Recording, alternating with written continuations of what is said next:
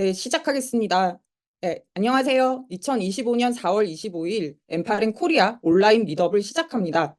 저는 인포그랩의 테크니컬 라이터인 그레이스고요. 오늘 사회를 맡았습니다.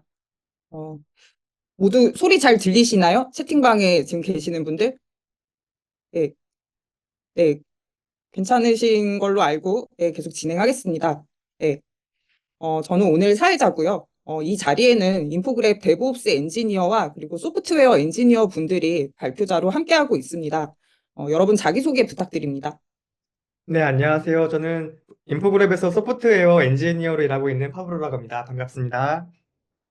네, 안녕하세요. 저는 인포그랩에서 데브옵스 엔지니어로 일하고 있는 체드라고 합니다. 반갑습니다. 안녕하세요. 저는 인포그랩에서 데브옵스 엔지니어로 근무하고 있는 조슈아라고 합니다. 감사합니다. 안녕하세요. 저는 인포그랩에서 소프트웨어 엔지니어로 일하고 있는 진입니다. 잘 부탁드립니다. 네, 오늘 미덥은 엠파랭 코리아의 세 번째 미덥입니다. 주제는 팀을 위한 자동화 3탄인데요. 저희는 앞선 두 번의 미덥에서 팀 협업에 도움이 되는 엠파랭 자동화 워크플로우를 소개해드린 바 있습니다. 이번에는 기술팀뿐만 아니라 비기술팀도 쉽게 적용할 수 있는 자동화 사례를 준비했는데요. 개발팀 스탠드업부터 디자인 피드백 실시간 적용, 마케팅 기술 콘텐츠 수집 배포, 장애 분석까지 다양한 주제로 실전 데모를 보여드릴 예정입니다. 오늘 미더에는 180명이 넘는 분들이 참가 신청해 주셨습니다. 많은 관심에 진심으로 감사드립니다. 사실 시작하기 전부터 일찍 입장하셔서 이제 또 여러 가지 메시지 남겨주신 분들 계시는데요. 제가 좀 하나씩 읽어보겠습니다. 네.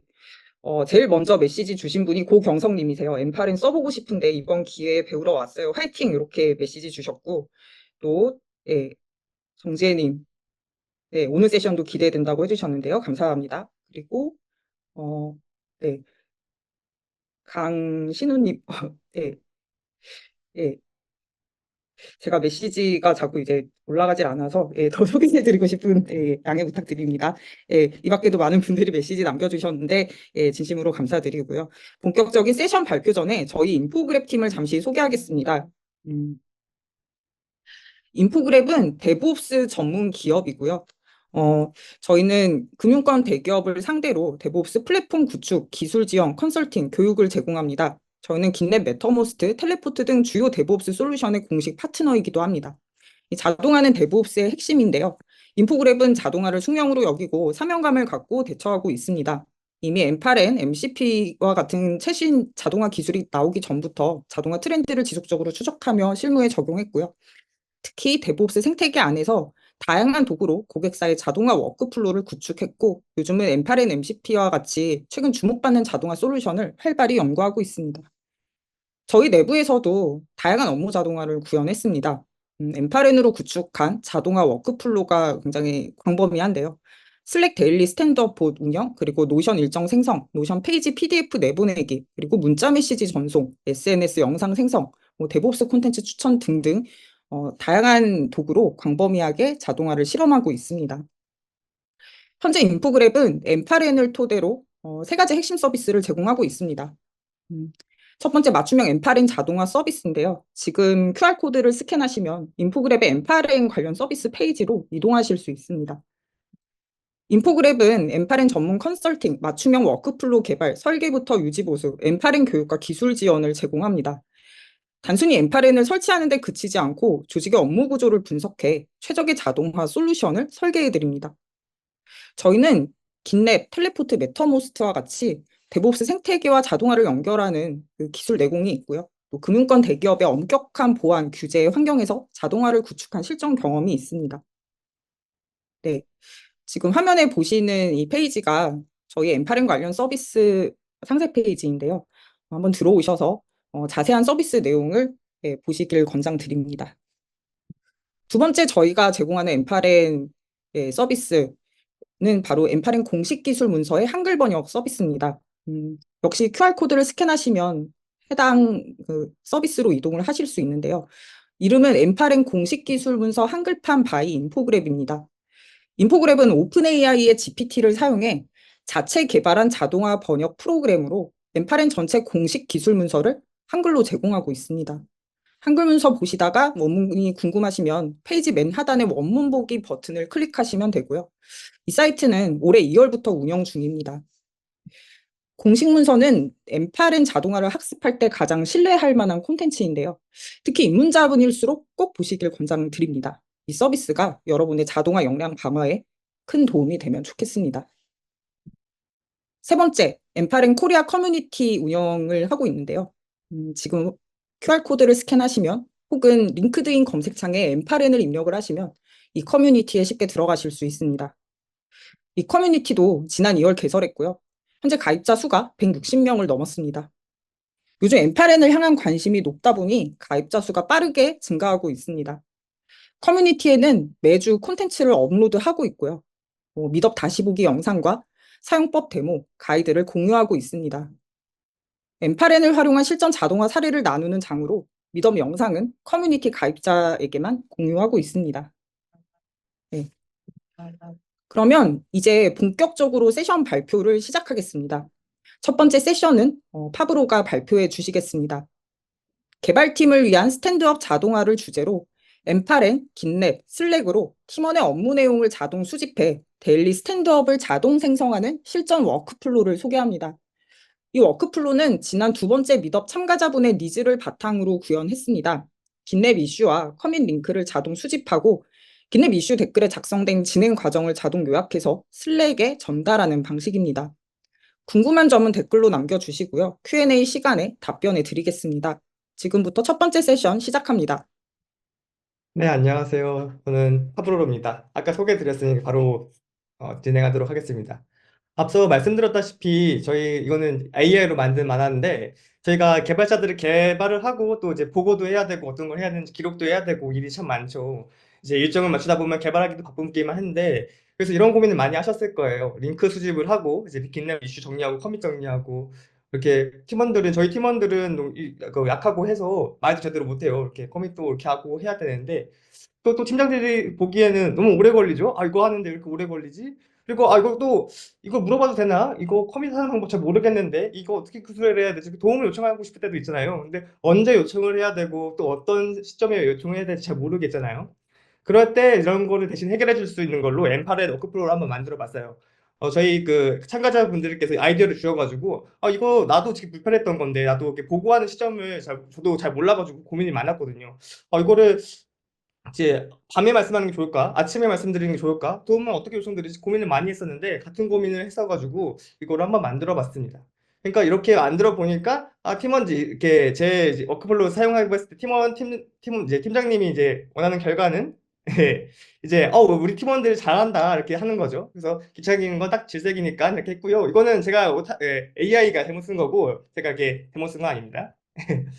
그래서 간단하게 제가 만든 워크플로우 소개드리고 워크플로우로 지금 뭐 하고 있는지 또 너의 고민을 어떻게 해결하는지 한번 이따가 데모 영상으로 한번 보여드리도록 하겠습니다. 제가 만든 워크플로우는 긴랩 기반이에요. 저희는 긴랩으로 개발하고 있기 때문에 긴랩 기반에서 개발이 이루어지고 하루 동안에 이제 커밋이 쌓이게 되면 이제 이걸 통해서 이제 커밋 내역이 수집이 되고 시스템은 전날에 이제 커밋 내역을 수집합니다. 수집된 커밋을 통해서 이슈로 활동을 요약을 하고요. 활동을 요약한 거를 이제 보고서를 생성하고요. 이 보고서를 생성한 거를 이제 슬랙 메시지를 발송하는 이런 로직을 갖고 있습니다. 그래서 일단은 여러 가지 프로젝트가 있을 때 저희는 좀 여러 가지 유연하게 하고 싶어가지고 이 설정할 수 있는 이제 중간에 노드를 만들어 놨어요. 그래서 옵션을 설정해서 이제 페이지에 어떤 몇 개의 글자를 보여주고 어떤 채널에 슬랙을 보여줄 거고 또 어떤 프로젝트를 연결할 건지 좀 자유롭게 할 수가 있고요. 그래서 좀 유연하게 할 수 있게 좀 했던 게 좀 특징이고요. 그리고 저는 또 이 슬랙 메시지가 일을 하는 건데 주말에 오는 건 싫었어요. 그래서 당연히 일하는 동안만 할 수가 이 슬랙 정보를 받았으면 좋겠다 싶어서 그렇게 만들었고 그래서 전날에 데이터를 수집한 다음에 월요일은 제외하고 금요일에 이제 데이터를 갖고 오게 하고요. 나머지의 주말 동안은 이제 알림이 오지 않게 해놨고요. 그리고 브랜치에서 이제 긴랩에서 모든 브랜치를 수집합니다. 이게 API 특징을 잘 알고 계셔야 되는데 이 워크플로우를 개발할 때 아이디어도 중요하지만 사용하려는 API 스펙들을 아는 것도 굉장히 중요합니다. 그 이유는 긴랩 같은 경우는 기본적으로 커밋을 요청을 하면 브랜치에 따로 네임을 연결하지 않는 이상 기본 디폴트 브랜치만 이제 수집해 오기 때문에 만약에 이거를 그냥 모든 브랜치를 안 하고 이렇게 해놓고 이제 알림을 보내놓으면 계속 팀원이 일을 안 하는 것 같으니까 팀장님이 화날 수가 있겠죠. 그래서 이거를 반드시 모든 브랜치를 순회해서 할 수 있게끔 잘 사용했다는 거를 신경 썼고요. 그래서 이렇게 모든 브랜치 수집하면 중복을 제거하는 것까지 좀 꼼꼼히 체크를 해봤습니다. 그리고 가장 중요한 것은 이제 저희가 커밋 메시지를 이제 구분할 때 이슈의 연결을 찾아야 돼요. 이게 이슈 연결을 찾아야 되는데, 기본적으로 저도 이번에 이제 워크플로우 개발하면서 알게 되었는데, 커밋과 이슈는 굉장히 릴레이션을 걸어두지 않더라고요. 그래서 깃랩은 이제 커밋과 이슈는 굉장히 독립적인 걸로 보고 있어서 이거를 연결해줄 연결고리가 필요했어요. 근데 저희는 자연스럽게 이제 허스키를 사용하고 있어서 모든 커밋 메시지가 제목이 넣으면 뒤에 자동으로 이렇게 이슈 번호가 먹여졌었는데 제가 따로 이제 개발을 하다 보니까 이게 자동으로 들어가지 않는 거를 인지하게 된 거죠. 그래서 이거를 하려면 기본적으로 이거는 깃랩 특성상 반드시 커밋 메시지에 이슈 번호를 입력을 해서 연결을 해줘야 된다. 그래서 우리는 이슈 번호를 추출을 해서 이 이슈 정보로 요청도 하고 이슈별로 커밋 내역을 정리할 거다라는 워크플로우의 특징이 있었습니다. 제가 이렇게 말로 설명드렸는데 잘 감이 안 올 것 같아요. 데모를 보시면서 어떤 거를 했는지 어떻게 유용할 것 같은지 한번 살펴보도록 하겠습니다. 일단은 지금 애쉬를 먼저 보여드리도록 할게요. 제가 테스트를 했고요.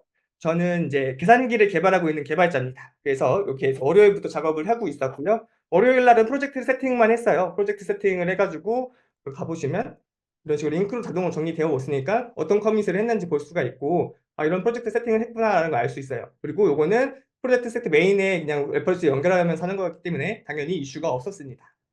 자, 21일 날에는 프로젝트 퍼블러가 칼큘레이터 환경에서 환경을 구성했고 세팅을 했다. 그래서 이제 또 내용이 별게 없으니까 똑같겠죠. 그리고 화요일입니다. 화요일에는 이제 파브로가 이제 계산기 프로젝트 초기 구성 UI 구성 툴라는 이슈를 만들어서 했고 이 이슈의 내용을 보면 프로젝트에서 이제 UI 기본 마크업 작업 중이다. 그리고 바이트로 초기 세팅을 했고, HTML, CSS를 만들고 있고, 뭐 이렇게 해서 뭐 연산자들을 넣고, 테일윈드를 사용해서 간단히 해라라고 했어요. 하지만 테일윈드가 어려웠고, 이거를 이제 어떻게 해야 될지 몰라겠다. 그리고 여기서 또 주로 색상에 대한 의견이 오갔다. 이걸 나고 최종 퇴근을 했다. 이렇게 했어요. 딱 봐도 뭐 댓글이나 진업생에 대해서 이제 보고 파악을 한 것 같죠. 그래서 지금 보시면 내용은 마크업을 구성을 했고 테일윈드에 어려움이 있었고 색상의 의견 조율이 있었다는 게 주요 내용이에요. 정말 그런지 한번 확인해 보도록 할게요.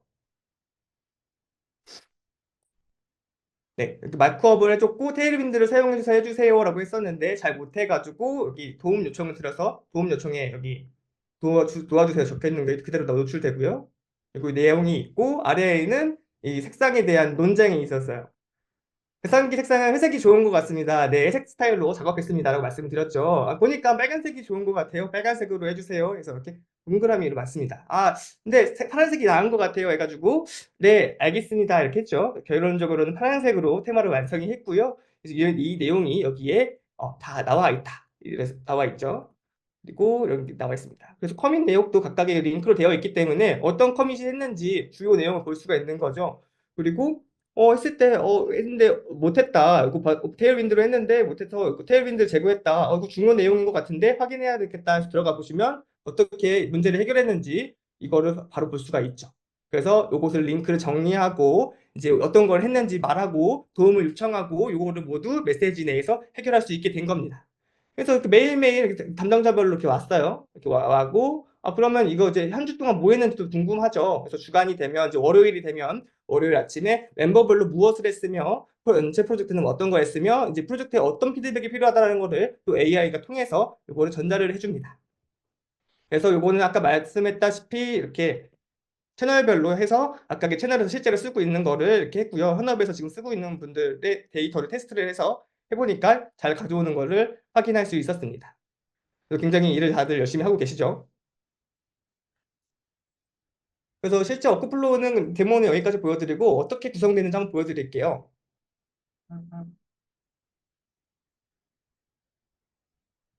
저희는 깃랩 기반으로 워크플로우가 구성되어 있기 때문에 사전 준비는 크레덴셜 준비와 이제 허스키 설정 두 가지만 하고 진행하면 되는데요. 일단은 저희는 깃랩 API를 사용할 거니까 깃랩 API에 크레덴셜을 등록을 해야 되는데 그 중에서 메인 이상의 권한을 가진 게 필요합니다.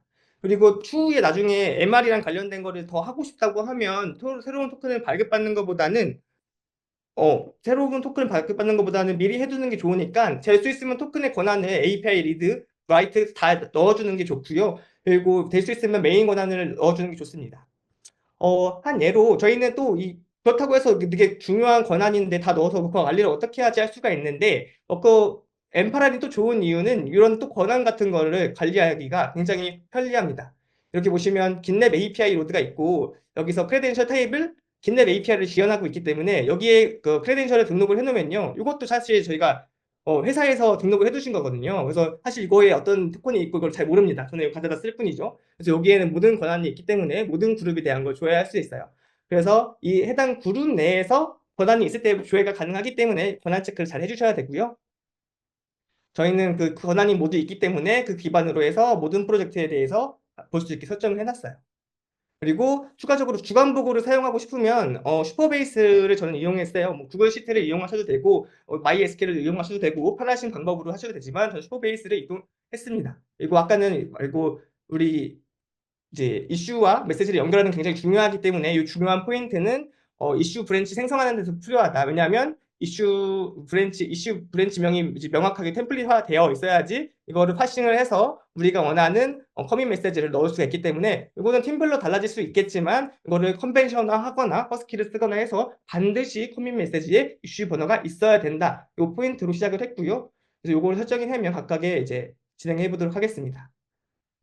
매일 아침에 9시에 실행할 수 있게 해놨고요. 그래서 이제 우리 각각의 프로젝트마다 어떤 프로젝트 네임 갖고 있고 어떤 조직이며 어떤 채널이며 프로젝트 네임은 어떤 걸로 할 건지 해놨고요. 슈퍼베이스 아이디 같이 넣어서 저장할 수 있게 저장을 했습니다. 이게 없으면 저장되지 않습니다. 그래서 여기서 컨피그에서 이제 모든 내용을 받아가지고 각각 프로젝트마다 할 수가 있고요.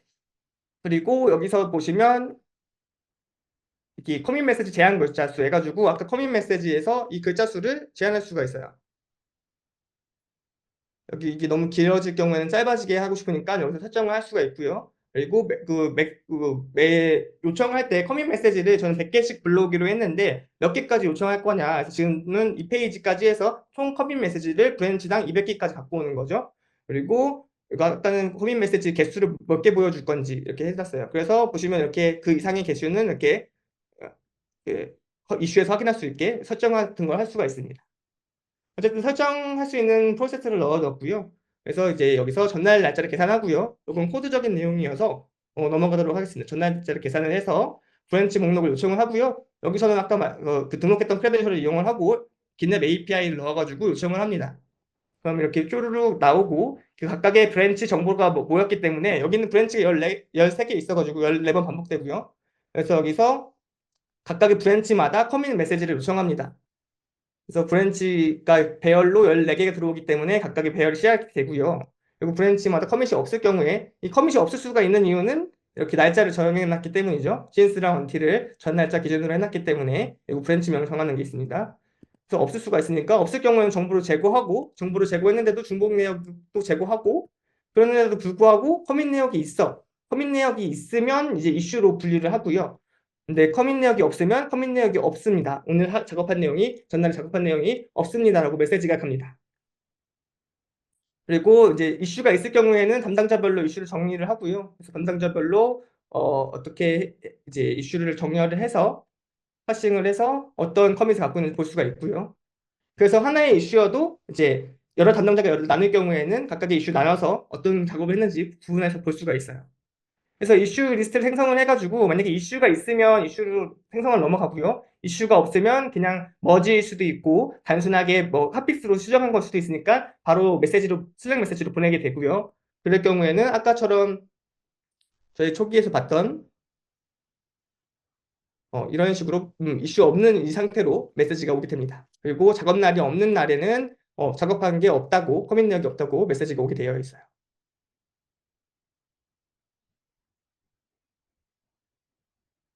네, 그리고 그래서 이슈 정보를 얻고요. 그래서 이슈 리스트에서 이렇게 이슈 리스트에 있고 이슈 번호를 통해서 이슈 정보를 요청합니다. 이슈 정보에는 이슈 제목이랑 디스크립션이나 이런 정보를 얻을 수가 있고요. 그리고 댓글은 따로 요청을 해야 돼서 이슈 번호에 대한 댓글 따로 요청합니다. 그래서 머지를 통해서 비동기 역할을 했어요. 그래서 동기 역할을 했죠. 그래서 이 요청이 끝나고 이 요청이 끝나야지만 머지가 완료되기 때문에 이 모든 요청이 완료될 때까지 대기하는 용도로 사용을 했고요. 그리고 머지는 그 대기하는 용도로 사용을 했고 사용하는 곳에서는 각각의 그 노드를 직접 불러와서 사용을 했어요. 그래서 각각의 이슈랑 노드 그 댓글을 연결을 해서 합쳐주고요. 그 다음에 요거를 이제 합친 정보를 이제 담당자별로 다 정리를 했으니까 이렇게 데이터 줄 테니까 이 기준으로 정리를 해줘. 디스크립션에서 도움 요청은 잘라서 도움 요청으로 정리해주고 나머지는 디스크립션 노트스 댓글을 확인해가지고 이거를 기반으로 해서 요약을 해줘라고 했어요. 그래서 이렇게 되면 다시 메시지가 나오고 이 메시지는 멤버별로 발송됩니다. 그 멤버별로 발송된 거를 다 순회하고 모든 멤버별로 메시지가 다 순회가 되면 메시지를 병합을 하고 병합한 걸 다시 AI에 요청해서 프로젝트 전체 메시지를 요약을 하고요. 전체 메시지가 요약이 된 거를 다시 이제 슈퍼베이스에서 받아가지고 슈퍼베이스 아이디가 있으면 여기서 저장을 해라라고 처리를 했어요. 그래서 저장이 되면 여기 슈퍼베이스 콘솔에 데이터가 쭈루루 쌓이게 되고 이거를 기반으로 통해서 이제 주간 리포트를 작성하게 됩니다. 그래서 생각보다 시간이 너무 빨리 가가지고 오늘 발표는 여기까지만 진행하도록 하고요. 추가 질문이 있으면 추가 질문 받고 답변하는 식으로 발표를 마무리하도록 하겠습니다.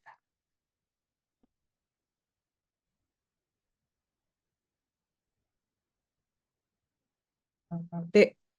지금까지 파브로가 엠파렌 길랩 슬랙으로 팀원의 업무 내용을 자동 수집해 데일리 스탠드업을 추가 완성하는 질문이 없으시다면 네. 네. 네, 지금까지 파브로가 엠파렌 길랩 슬랙으로 팀원의 업무 내용을 자동 수집해 데일리 스탠드업을 완성하는 방법을 실전 데모로 보여드렸습니다. 어, 네.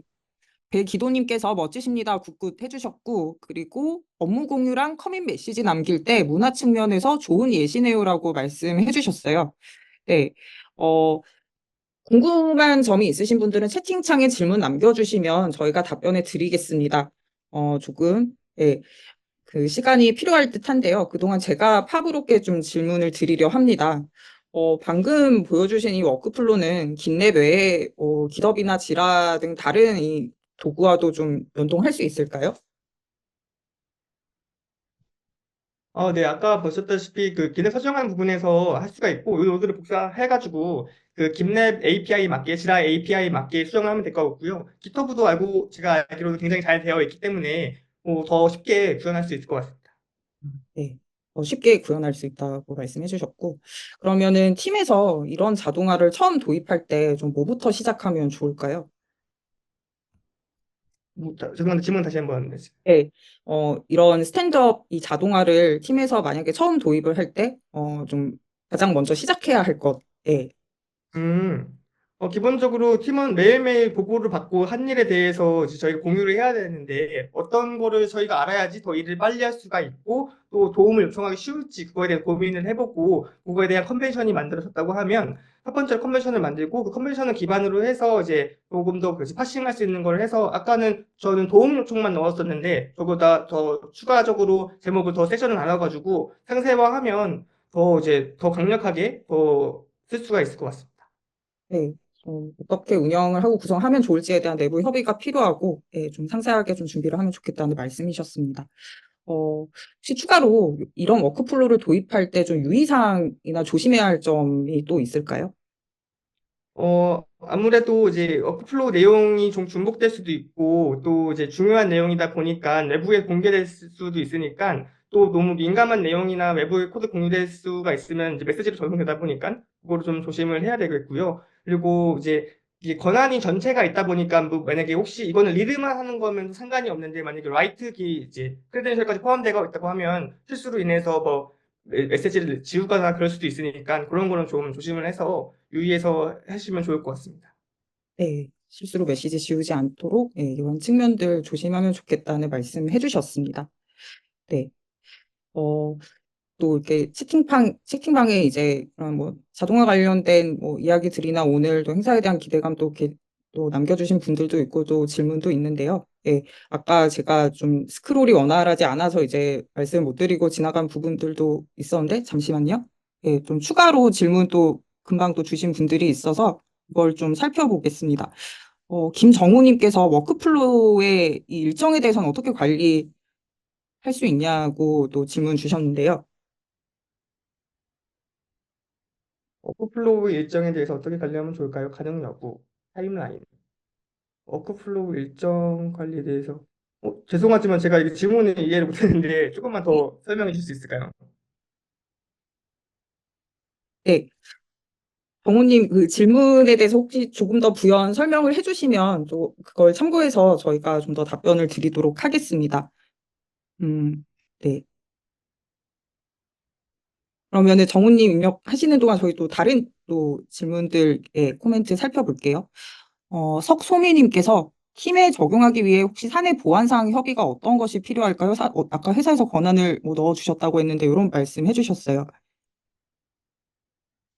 음, 이제 기본적으로 깃랩이나 깃허브 사용하신다고 하면 그 그룹이나 프로젝트에 이제 읽을 수 있는 권한까지만 하면 이 정도까지는 가능할 것 같아요. 뭐 추가적으로 이슈를 생성하거나 그런 것까지는 아니라고 하면 읽는 것까지는 하면 이제 회사에서는 뭐 크게 부담이 없을 것 같아서 가능할 것 같고요. 만약에 민감한 뭐 기술적으로 되게 전개되어 있는 연구나 그런 거 같은 경우는 아무래도 이런 거 스탠드업 자동화하기 좀 어려울 것 같은데 기본적인 개발 환경에서는 뭐 권한을 요청하실 때 부담이 없을 것 같습니다. 리드 권한만 요청을 하면 되니까요. 네. 네. 네. 네, 그 사이에 이제 정우님께서 질문을 좀 더 구체적으로 말씀해 주셨는데, 뭐 캘린더나 개발자가 일정을 인지할 수 있도록 도움 줄 수 있는 기능이 있을까요? 라고 질문 주셨어요.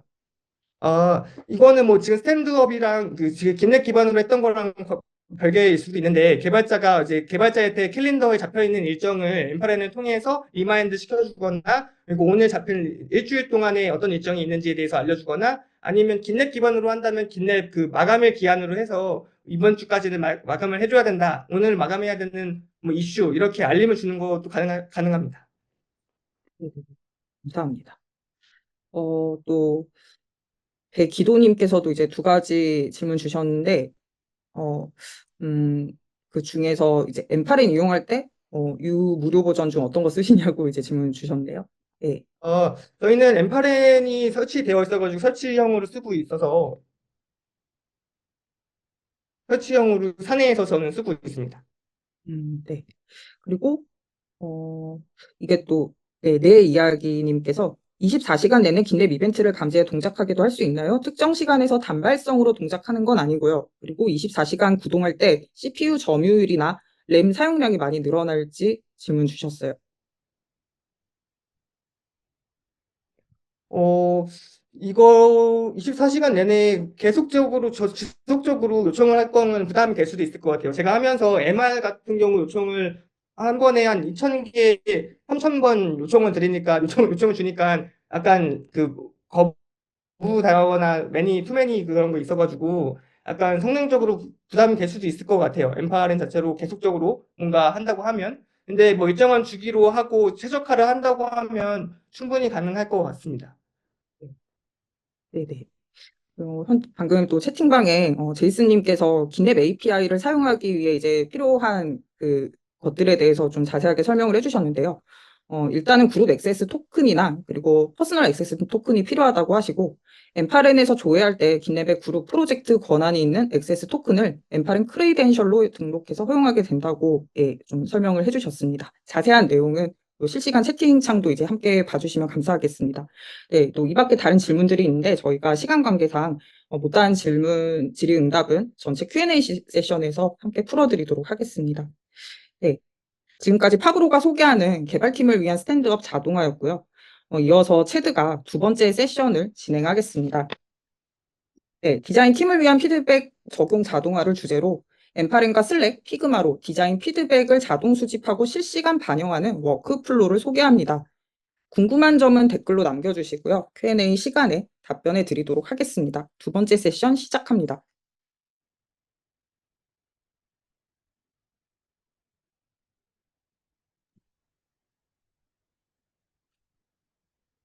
죄송합니다. 오디오를 켜고 했어야 되는데 들리시죠? 네. 네, 네.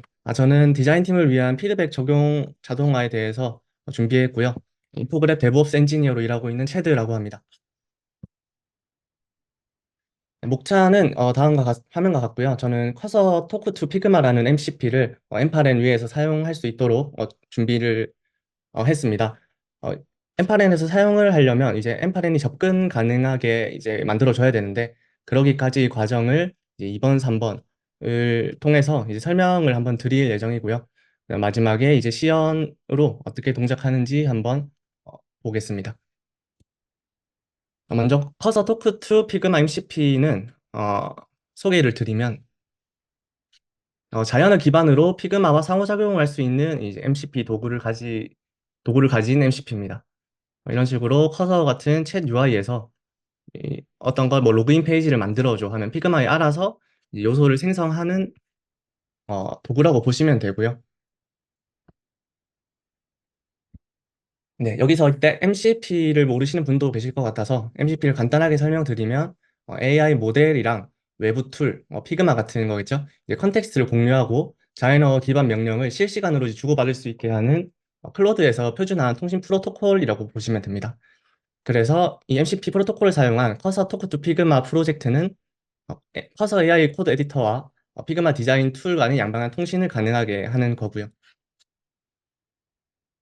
먼저 커서 토크 투 피그마 서버의 특징을 알려드리면 다른 피그마 관련된 MCP는 또 있지만 그런 MCP들은 보통 피그마에서 내용을 읽어서 HTML 코드를 작성하거나 하는 일방향성을 가지는 좀 한계를 느꼈습니다. 근데 반면에 이제 커서 토크 투 피그마는 웹소켓을 하나 중간에 둬서 양방향으로 피그마와 통신이 가능하고요. 그다음에 기존 API 방식과 달리 디자인 요소를 실시간 생성, 수정, 삭제가 가능한 특징이 있고 낮은 지연 시간을 특징으로 가집니다. 그래서 주요 요소를 한번 보면 이 커서 아이디 화면인데요. 커서에서 MCP 서버를 이제 호스팅하고 그다음에 이쪽 로컬 터미널에서 웹 소켓 서버를 하나 열어줌으로써 이제 커서 채팅으로 뭐 이렇게 디자인 요청을 할 수가 있고요. 이 피그마 쪽에서는 이 플러그인을 하나 켜줘서 그 MCP 서버와 웹소켓 서버와 연결을 함으로써 뭐 영화 상세 페이지를 만들어줘 했을 때 피그마 쪽에 이런 페이지를 자동으로 만들어주게 됩니다. 네, 이때 피그마 토크 투 MCP는 STDIO 방식으로 뜨게 되는데요. 이 방식은 이제 로컬 통합에 유용한 방식이고 간단하게 이제 구축 가능하고 이제 뭐 클로드나 커서에서 다양한 MCP들을 붙여서 사용할 때 기본적으로 STDIO 방식을 지원합니다. 근데 이제 로컬 환경이 아니라 뭐 어떤 원격 서버에 MCP 서버를 띄워서 엠파렌이나 뭐 커서나 이렇게 여러 사용자가 참고하고 싶어 할 경우에 이제 클로드에서는 SSE 개념을 제안했는데요. HTTP 포스트 요청을 가능하게 해서 이제 클라이언트 서버 구조로 MCP를 사용 가능하게 하는 그런 방법이 되겠습니다. 그래서 이제 MCP 서버를 엠파렌에서 사용하기 위한 방법을 생각해 봤고요. 첫 번째 생각한 방법은 엠파렌이 떠 있는 파드 위에서 저희는 쿠버네티스 위에 띄워져 있기 때문에 이제 떠 있는 파드 위에서 STDIO 방식으로 MCP 서버를 직접 실행해서 어, 엠파렌에서 이 서버를 참조할 수 있는 노드를 사용하는 방식이 첫 번째로 떠올랐고요. 이때 MCP 클라이언트 노드는 이렇게 커스텀 노드로 엠파렌에 설치해서 사용할 수 있는 노드입니다. 이런 식으로 크레덴셜을 사용해서 MCP 서버를 실행하고 접근을 할 수가 있고요. 근데 이 방식은 엠파렌 파드 안에서 띄워야 된다는 한계 때문에 설정이나 라이프 사이클을 같이 가져갔고요. 내부에서 MCP 서버가 구동하기 위해 환경을 구성하는 것도 쉽지가 않았습니다. 그래서 이제 MCP 서버를 별도 원격 서버에 띄운 뒤 이제 똑같은 그 노드를 사용해서 이제 참조하는 방식을 사용하려고 했고요. 엠파렌과 분리된 서버 운영이 가능하게 됩니다. 근데 이제 미드업을 준비하다 보니까 엠파렌 버전 1.88 이상부터 MCP 클라이언트 툴 노드가 이제 공식적으로 도입이 된 걸 봤습니다. 이 노드는 기본적으로 SSE 방식으로 동작을 하는데 최소 버전 제약도 있고 그다음 이제 POC에 필요한 측면도 있어서 현재 미드업에서는 두 번째 방법으로 이제 진행되는 걸 보여드릴 거고요. 그래서 이제 어떻게 보면 이제 피그마 커서 토크 투 피그마를 MCP STDIO 방식으로 떠 있던 MCP 서버를 SSE 방식으로 변환하는 것의 과정을 한번 보여드리겠습니다. 기존에 이제 이쪽은 이제 커서 토커트 피그마 프로젝트를 클론 받은 상태인데요. 이 내부의 주요 서버 코드를 보면 이런 식으로 메인으로 노출을 하고 있었습니다. 메인으로 STD 표준 입출력으로 MCP 서버를 통신을 하는 방식이었고, 이를 이제 HTTP 통신이 가능한 상태로 만들어 주는 게 필요했고요. 이거는 타입스크립트 SDK에서 SSE 방식을 안내를 하고 있습니다. 여기 뭐 익스프레스를 사용하고, 그다음에 SSE 서버를 임포트해서 SSE랑 메시지 라우터를 노출해라, 그리고 리슨해라, 이런 식으로 안내를 해주고 있고요. 그래서 이 아래에 그 똑같은 코드를 추가하고 약간 뭐 이렇게 피그마 스캔 연결한다던가 하는 추가적인 좀 작업을 통해서 SSE 방식으로 노출을 했습니다. 여기서 아키텍처를 잠깐 보시면 이 원격 서버는 AWS EC2를 사용했고요. 아까 SSE 방식으로 코드를 수정한 MCP 서버를 띄웠고, 기존처럼 같은 서버에 웹소켓 서버를 같이 띄워줬고요. 그리고 포트는 3000번과 3055번으로 이렇게 접속을 하고, 그 다음 이제 뭐 미더 도메인을 하나 붙이기 위해서 엔진엑스를 하나 뒀습니다. 그래서 피그마 쪽에서 웹소켓 서버를 접근할 때 뭐 웹소켓 서버로 접근이 되고, 엠파넨에서 SSE 경로를 붙이면 MCP 서버로 접속돼서 필요한 요청을 받을 수 있는 이런 구조가 됩니다. 그러면 이제 MCP 서버를 원격에서 사용할 수 있도록 구성했지만, 이제 피그마 플러그인이 원격 웹소켓 서버를 바라보게 설정하는 부분이 또 필요했습니다. 그래서 똑같이 이제 프로젝트에서 보니까 웹소켓 서버가 로컬 호스트로 이렇게 설정이 되어 있었고요. 이거를 이제 원격에 띄운 도메인으로 바꿔줘서 바꿔주었습니다. 그리고 플러그인을 바라보는 원격 서버의 네트워크를 허용해줘야 됐고요.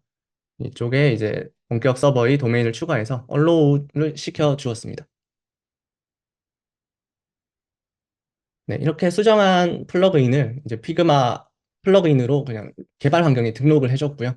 운영 환경에 하면 이제 승인을 받아야 된다고 해서 개발 쪽에 등록을 해줘서 오른쪽에 보시는 것처럼 피그마에서 플러그인을 실행할 수 있었습니다. 네, 그러면 이제 원격에 있는 MCP 서버를 사용할 준비가 되었고요. 이걸 한번 보여드리도록 하겠습니다.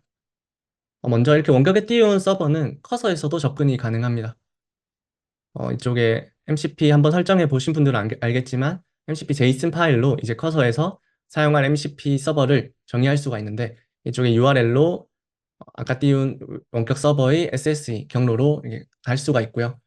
오른쪽에 보시면 피그마에 이제 빈 캠퍼스를 띄워놨습니다. 그리고 이 캠퍼스를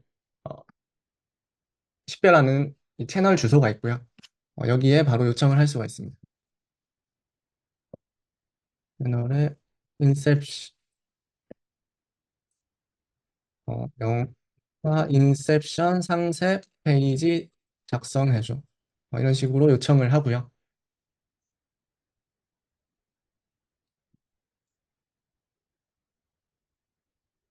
그러면 여기 원격에서 이건 EC2 안에, 오른쪽은 EC2 안의 환경이고요. 요청을 이렇게 받고 내부 웹소켓 서버나 이렇게 영화 포스터 만들고 하는 거를 이렇게 서버에서 요청을 하는 것을 볼 수가 있습니다. 그래서 실제로 가보면 네, 이렇게 상세 페이지를 하는 걸 볼 수가 있고요. 이제 이 말은 이 URL로 이제 엠파넨에서 동작을 하면 됩니다. 할 수도 있게 됩니다. 네, 엠파렌은 워크플로우는 다음과 같고요.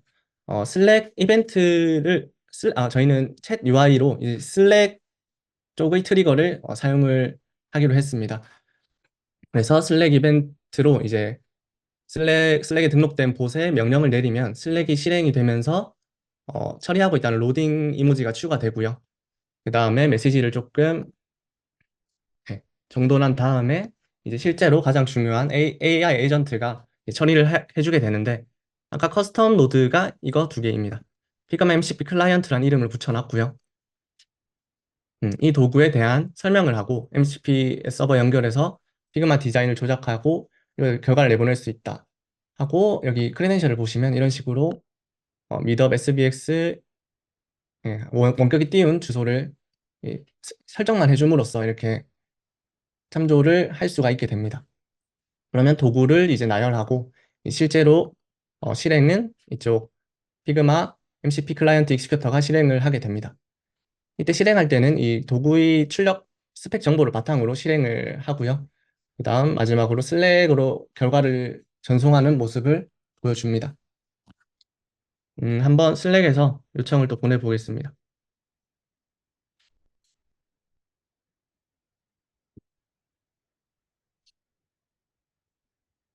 네, 똑같은 채널에 이제 요청을 해보겠습니다.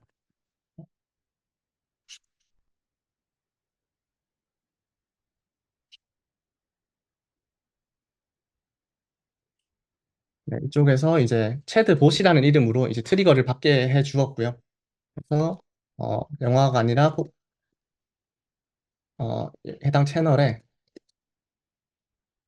팬몬스터 도감 웹페이지를 만들어줘 하면 이제 엠파는 워크플로우가 실행이 되게 됩니다.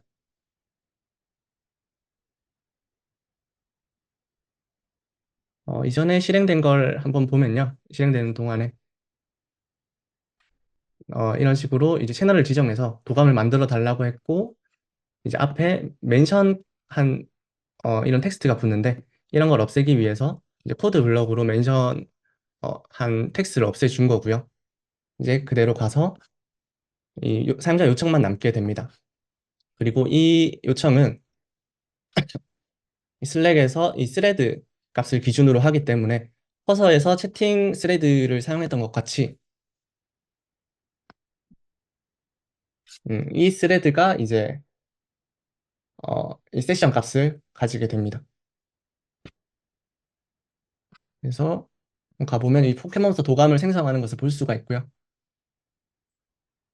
하나하나 이렇게 생성을 해가고 있습니다.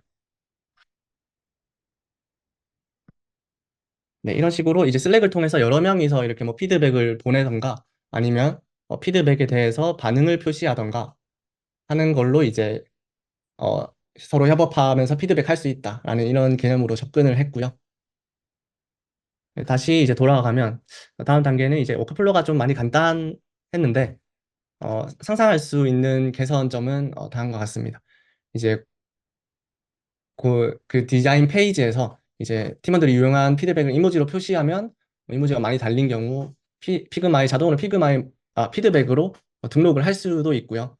또는 뭐 의미 있는 피드백에 대해서 특정 이모티콘에 대해서 어, 자동으로 피그마에 생성하게 할 수도 있고, 이제 그런 피드백의 이력들이 이제 슬랙에서 다 확인 가능한 구조로 이렇게 개선을 했으면 좋겠고, 그 다음에 지금은 코드를 수정해 가면서 stdio 방식을 서버를 SSE 방식으로 바꾸어 줬는데 이런 도구들이 있더라고요. MCP 브릿지나 뭐 슈퍼 게이트웨이 같은 도구로 기존에 많이 지원되고 있는 stdio 방식 MCP들을 좀 간단하게 SSE 방식으로 사용할 수 있게 하는 그런 도구가 있었습니다.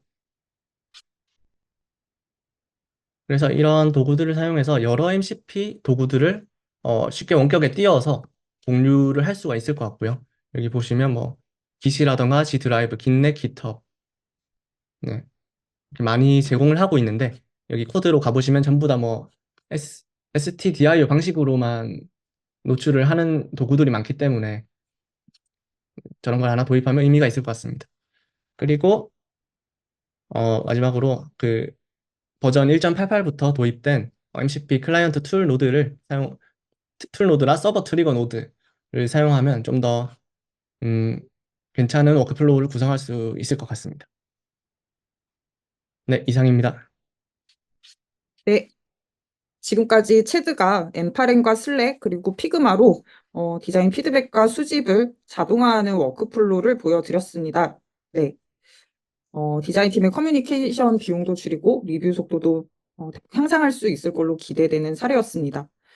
어, 궁금하신 점은 채팅방에 질문 남겨주시면 되고요. 네, 아무래도 질문이 좀 올라오는데 시간이 필요할 듯해서 질문이 올라오는 동안은 제가 채택께 좀 질문을 드리겠습니다.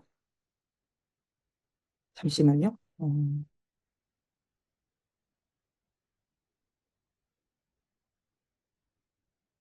네.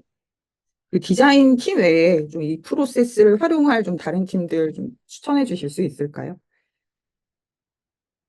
MCP를 사용하려고 하는 사람들은 다 참고가 가능할 것 같습니다. 아까 보여드린 다양한 MCP 도구가 있기 때문에 필요한 걸 원격에 띄워서 사용을 한다면 좋을 것 같습니다. 네. 그리고 질문 드리는 동안 이제 백기도님께서 이제 채팅창으로도 질문 주셨는데, MCP 클라이언트와 MCP 클라이언트 엑시큐터의 차이를 질문해 주셨어요.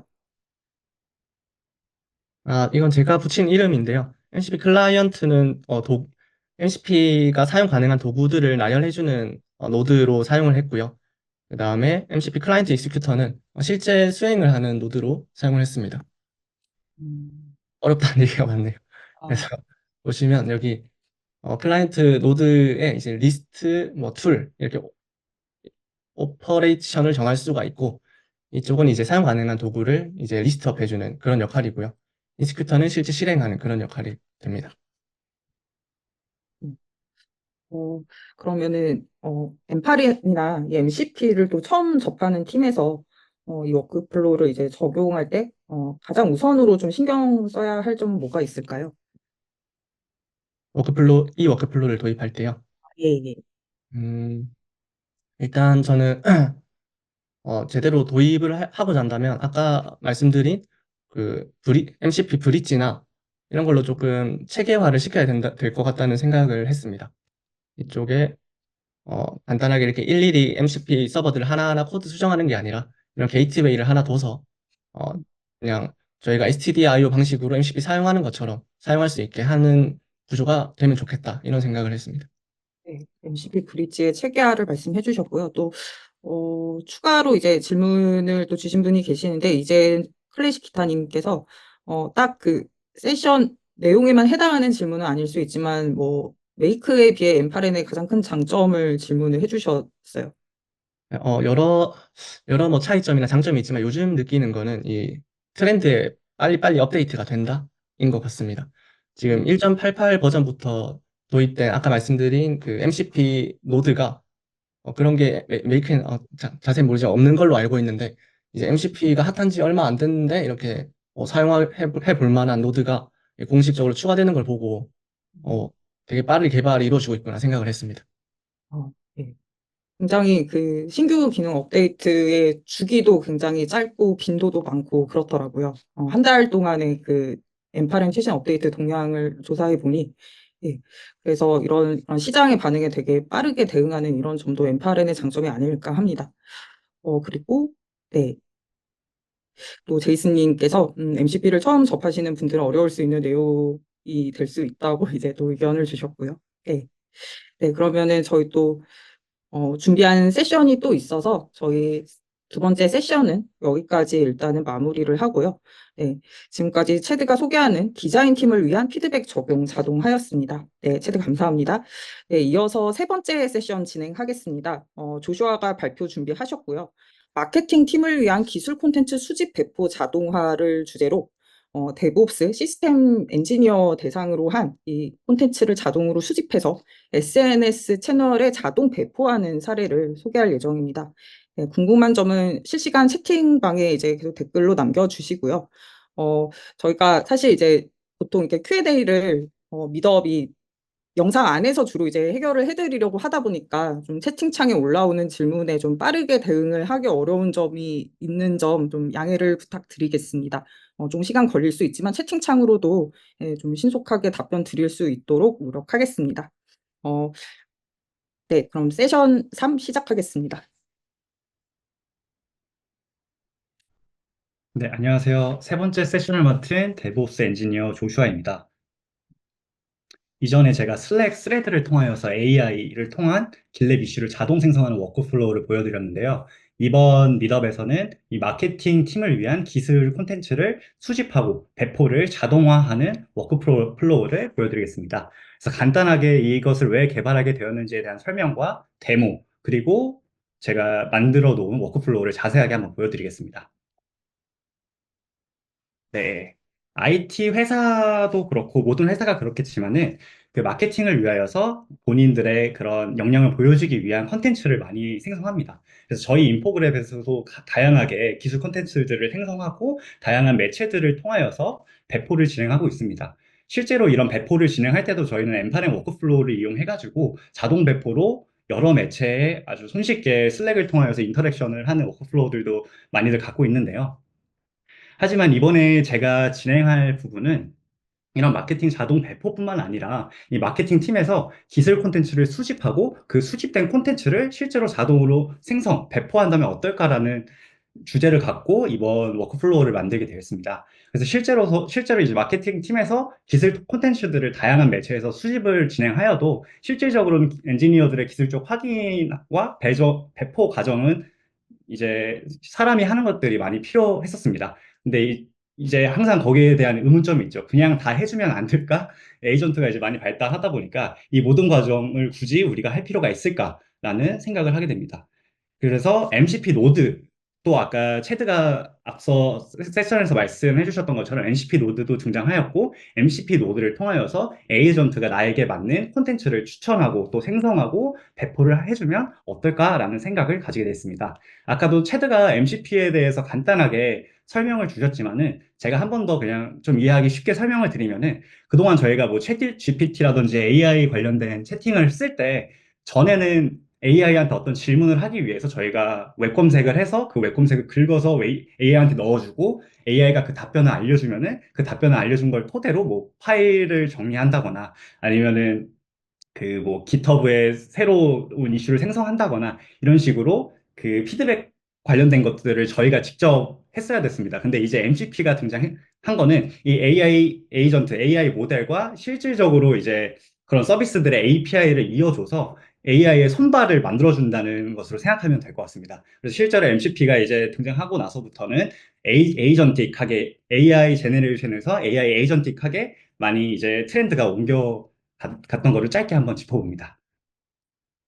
네. 근데 이제 AI 에이전트가 자동으로 콘텐츠를 생성하게 되면 한 가지 문제점이 있습니다. 요새 많이 문제되는 것 중에 하나가 AI 슬롭에 관한 건데요. 이 AI 슬롭이라는 게 슬롭이 이제 찌꺼기라는 뜻입니다. AI가 이제 너무 많은 콘텐츠들을 막 생성해내니까 사람들이 이제 이게 AI가 만들었는지 아닌지를 알아보게 되고, 저희가 메일에서 스팸 메일을 많이 받게 되면 스트레스를 받는 것처럼 이 나의 뭐 인스타 피드나 뭐 페이스북 피드나 이런 것들에 이제 AI 생성물 콘텐츠들이 너무 많아지면서 AI 스팸, AI 슬롭이 많아진다라고 많은 피로감을 느끼시는 분들이 계셨습니다. 근데 제가 이제 콘텐츠를 생성할 때는 이런 부분을 막고자 두 개의 에이전트를 만들었습니다. 첫 번째 에이전트는 콘텐츠 선별 에이전트고요. 두 번째 에이전트는 콘텐츠 생성 에이전트입니다. 무분별한 콘텐츠 생성과 이 콘텐츠의 질을 향상시키기 위하여서 두 단계를 거쳐서 AI 에이전트를 배치해 놨는데요. 이 콘텐츠 선별 에이전트의 경우에는 초기 분석 단계로 그 사용자의 선호도를 평가합니다. 이 사용자의 선호도는 제가 이따가 보여드릴 테지만은 구글 드라이브의 DB 형태로 적재된 것들을 AI가 가져와서 평가를 합니다. 그리고 이 콘텐츠 선별 에이전트는 그 해커뉴스 MCP라는 곳에 연결되어 있습니다. 해커뉴스는 이제 IT 하시는 분들은 많이들 아시겠지만은 그 IT 관련된 뉴스들이 최신 뉴스들이 많이 모여 있는 곳이 해커뉴스입니다. 그래서 해커뉴스에서 AI 에이전트가 MCP를 연결해서 자동으로 데이터 수집을 합니다. 데이터 수집을 하고 나면은 AI가 앞에 이 초기 분석한 것과 같이 이 내용을 합쳐서 이 상세 정보를 수집하게 되고요. 그래서 어떤 스토리를 할지 컨텐츠 선별을 하게 됩니다. 그리고 이 컨텐츠 선별한 거를 다음 에이전트한테 넘겨줄 포매팅을 하게 됩니다. 그래서 이게 넘어가면요, 이 컨텐츠 선별 에이전트한테 받은 자료를 가지고 컨텐츠 생성 에이전트가 일을 합니다. 그래서 앞에서 받은 자료를 분석하고 이 컨텐츠 생성 API는 브레이브 서치, 웹 서치라는 MCP에 연결되어 있습니다. 이 브레이브 서치라는 것은 웹 서치를 해주고 웹 크롤링을 자동으로 해주는 MCP라고 생각하시면 될 것 같습니다. 그래서 앞서서 넘겨받은 자료를 이제 뭐 각종 검색해서 이것이 맞는지 찾아보고 더 필요한 추가 키워드를 앞에서 넘겨받은 것이 있으면 그 추가 키워드를 통해서 검색을 해서 또 정보 수집을 합니다. 그리고 저희가 지금 진행하는 거는 링크드인에 포스팅을 하는 과정이기 때문에 콘텐츠를 링크드인 포스팅에 맞는 콘텐츠 구조로 바꾸고요. 또 이거를 왜 추천했는지도 AI가 짧게 남깁니다. 그리고 출력을 형식화한 다음에 그 링크드인 API로 쏘게 된다는 것을 알고 계시면 될 것 같습니다. 이 두 가지 에이전트들이 일하고요. 제가 지금 러프하게 설명드렸는데 실제로 어떤 정보들이 주고받아지는지는 이따가 제가 워크플로우를 보여드리겠습니다. 그래서 이거는 이제 사용자 흐름이 어떻게 되는지 제가 짧게 보여드리겠습니다. 아침마다 저 뚝딱이가 아까 그 두 에이전트가 걸쳐서 추천해준 컨텐츠들을 3개 정도 이런 형식으로 보여줍니다. 3개 정도 이런 형식으로 보여주고요. 여기서 이제 그 추천하는 이유도 아까 그 이유에 맞게 보여주고, 여기 게시하기, 거절하기 버튼 중에서 뭐 그 버튼들을 누르면은 뭐 게시하기를 누르면 여기 포스티드로 바뀌고요. 거절하기 누르면 디나이로 바뀌어서 사용자의 성향을 DB에 적재하게 됩니다. 그리고 만약에 게시하기 눌렀을 때는 콘텐츠 게시하기가 완료했다고 나오고요. 이 게시물 보러 가기를 슬랙 안에서 누르기만 하면요. 링크드인에 바로 이 콘텐츠들이 올라가는 것을 확인할 수가 있습니다. 네, 그럼 제가 워크플로우를 가지고 데모를 보여드리겠습니다. 일단 이 AI가 일하는데 좀 걸려가지고요. 미리 워크플로우를 한번 돌려놓겠습니다. 네, 그러면은 이 두 가지 크게 트리거가 되는 워크플로우가 있고요. 이 첫 번째 워크플로우는 컨텐츠 준비하는 워크플로우로 이 9시만 되면은 제가 지금 트리거를 걸어놓습니다. 9시만 되면은 이게 쫙 일을 해가지고 아까 제가 보여드린 것처럼 이 세 가지 하루에 3개씩 이렇게 컨텐츠를 추천하게 되는 겁니다. 그리고 이 컨텐츠 게시 워크플로우는 아까 그 슬랙과 인터랙션 하는 과정에서 필요한 워크플로우로 아까 게시하기 버튼을 누르면은 컨텐츠 승인 파이프라인을 거쳐서 게시가 되고 거절하기를 누르면은 그 거절된 게 이 DB에 또 적재가 되고 업데이트가 되고 이런 과정을 거치게 됩니다. 그래서 지금 일하고 있는 거를 볼 수가 있고요. 실제로 구글 시트 DB에는 이런 형식으로 뭐 UID, 뭐 타이틀, 텍스트, 뭐 스테터스 이런 식으로 내가 여지까지 지금 포스팅했던 거, 추천했던 것들의 목록들이 전부 다 나와 있습니다. 그래서 이 목록 중에서 이런 사용자의 성향을 보고 그 다음에 이 앞에서 어떤 UID로 게시가 됐는지를 보고 스토리 아이디가 어떤 것인지를 보고 그 선별 에이전트가 어떤 것을 추천할지 선별하게 됩니다. 그래서 선별 에이전트의 프롬프트를 잠시 짧게 보여드리면은 이런 작업 과정을 거치게 됩니다. 그래서 현재 날짜를 보여주고 작업은 뭐 이런 IT 관심사를 파악하라 해서 리센스 스토리나 리센스 스토리 아이디는 저희가 앞서서 이 구글 시트 DB에서 갖고 온 것을 파싱해서 조회하게 됩니다. 그래서 이런 걸 관심사 파악하고 포스티드 상태랑 디나이 상태가 어떤 건지 알려주고 이 게스토리스 함수는 그 MCP가 일할 때 어떤 것을 시킬지를 정하는 함수입니다. 그래서 게스토리로 20개 갖고 오고 이런 컨텐츠만 갖고 오고 이 반복 추천을 피하기 위해서 이런 것들은 반드시 제외해달라고 말을 해주고 뭐 점수를 매깁니다. 점수를 매기고 뭐 커뮤니티에 있는 댓글들도 추출해서 최신 어떤 흐름인지도 파악하고 그다음에 다음 브레이브 서치 웹 API가 잘 검색을 하기 위해서 검색 키워드도 같이 넘겨줍니다. 그리고 각 뉴스에 대해 사용자가 왜 추천하는지도 알려줍니다. 그래서 이 만약에 컨텐츠 선별 에이전트를 거치게 되면은 아이템이 하나 떨어지는데 어떤 형식으로 떨어지는지 제가 정리된 모습을 보여주겠습니다. 마크다운 형태로 다음 에이전트한테 넘기고요. 이런 보고서를 만들어서 에이전트한테 넘깁니다. 그래서 이런 소식들이 있다. 여기서 갖고 왔고 해커 뉴스에서 스토리 아이디는 이거다. 그다음에 요약해서 어떤 내용이다. 그다음에 관련성 점수는 이 정도 된다. 아까 저희가 관련성 점수에 대한 지표를 얘기해줬잖아요. 그래서 관련성 점수, 뭐 커뮤니티 의견은 최신 의견이 위에 있고 추천 검색 키워드는 여기에 있고 그다음에 추천 이유도 이런 식으로 뽑아줍니다. 선별 에이전트가. 그래서 3개 정도를 추천하게 지금 만들어 놨고요. 이 3개와 그다음에 뒤에 분석 및 재현에 관한 얘기도 같이 해주게 됩니다. 그러면 이 관련된 마크다운을 이 컨텐츠 생성 시스템 AI가 입력 뉴스로 넣어서 전달받게 되고 이 컨텐츠들도 이 AI 에이전트들도 실행 지침을 줘서 어떻게 검색을 해야 되는지, 그다음에 어떤 형식으로 우리는 만들 건지, 그다음에 어떤 것을 포함해야 되는지, 그다음에 문체는 어떤 스타일로 가야 되는지, 그다음에 레코멘데이션 필드도 해야 되는데 이런 것들은 왜 추천해야 되는지, 사용자한테 왜 알려줘야 되는지 이런 것들을 꼼꼼하게 실행 지침으로 넣어줍니다. 그리고 이 마지막은 제이슨으로 우리가 링크드인 포스팅으로 넘겨야 되기 때문에 출력 형식이 어떻게 해야 될지는 꼭 이렇게 자세하게 알려줘야지 이 에이전트가 말을 알아들을 수 있고요. 이것을 한 번 더 보장하기 위해서 스트럭트 아웃 파서라고 이런 형식으로 안 나오면은 이 AI 에이전트가 실패가 지금 뜨게 지금은 만들어 놨습니다. 그래서 지금 열심히 이제 일하고 있는 거고요. 어떤 식으로 일하고 있는지 보면은 전에 봤을 때는 이런 로그로 같이 살펴볼 수 있고 이렇게 챗 모델이 인풋을 넣어주고 이 인풋과 관련된 토대로 이그제큐터에서 그 일을 실행하고 또 챗 모델이 그 넘겨받은 자료를 통해서 또 한 번 AI가 돌아지고 또 이그제큐터를 실행해서 실제로 MCP 그 해커 뉴스랑 연동이 돼가지고 물어보고 이런 식으로 과정을 받게 됩니다. 네, 그래서 지금 좀 이게 오래 걸려가지고 실제로 생성된 게 어떤 식으로 생성되는지 한번 보여드릴게요. 이게 오늘 아침에 온 거고요. 오늘 아침에 이런 식으로 요 뉴스랑 이 마이크로소프트 VS 관련된 뉴스랑 이 뉴스에 관련돼서 지금 큐레이션을 줬고요. 이것은 제가 오늘 아침에 콘텐츠를 게시한 거고 이것은 제가 콘텐츠를 디나이 한 겁니다.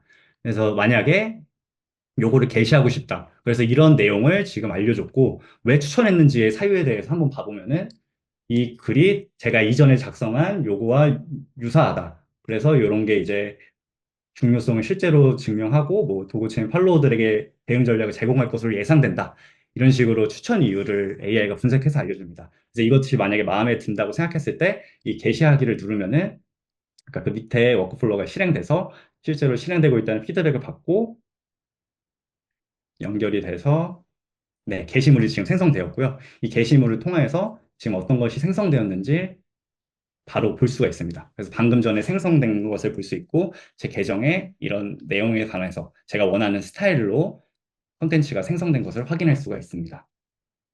음, 네, 지금 모델에서 뭔가 데이터가 옮겨지긴 했는데 콜이 많아서 지금 다시 시도하고 있는 것 같습니다. 네, 이런 식으로 이어진다 것을 보여드렸고요. 음, 네. 그래서 시간 관계상 이 다음 부분을 일단 넘어가겠습니다. 그래서 엠파렌을 앞으로 제가 지금 이용하고 있을 때 앞으로 관심 가는 부분이 이것을 이번에 진행하면서 어떤 부분이 있나 생각해 봤을 때 아까 체드가 말했던 것처럼 MCP가 지금 엠파렌에서 트리거 노드가 새로 이제 선보여지게 됐는데 엠파렌 SSE 서버를 만들어서 STDI로 지금 제가 MCP를 이용하고 있기 때문에 환경이 바뀔 때마다 다르게 해줘야 될 설정 부분도 있긴 해가지고 좀 불안정한 부분이 있습니다. 그래서 이런 부분을 실제로 도입해서 좀 더 안정성을 더 증가하고 싶고요. 그 다음에 지금 에이전트한테 주입한 페르소나가 어떻게 보면은 지금 저한테 조금 집중된 페르소나이기 때문에 여러 사람이 만약에 이용할 수 있게 하고 싶다면은 각 사람마다 좀 그 페르소나를 넣을 수 있게 이 프롬프트를 좀 템플릿화 시켜서 사람마다 다른 페르소나가 들어갈 수 있도록 만약에 해준다면은 지금은 제가 복제된 에이전트지만은 각각의 페르소나를 가진 사람들의 에이전트가 복제가 된다면은 좀 더 활용성이 높을 것으로 예상이 되어가지고 앞으로 이런 부분에 있어서 좀 더 해보고 싶다는 생각이 들었습니다. 네. 발표는 여기까지 하겠습니다.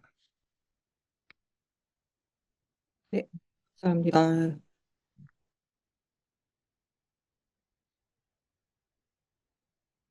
네, 지금까지 조슈아가 데브옵스 시스템 엔지니어 대상 콘텐츠를 자동 수집하고 SNS 채널로 자동 배포하는 사례를 발표해 주셨습니다. 이 사례는 엔지니어 콘텐츠에만 한정되지 않고 마케팅 팀이 앞으로 다양한 고객 페르소나에 최적화된 콘텐츠를 계속 발굴해서 브랜딩 효과를 높이는 데도 도움이 될 사례로 보였습니다.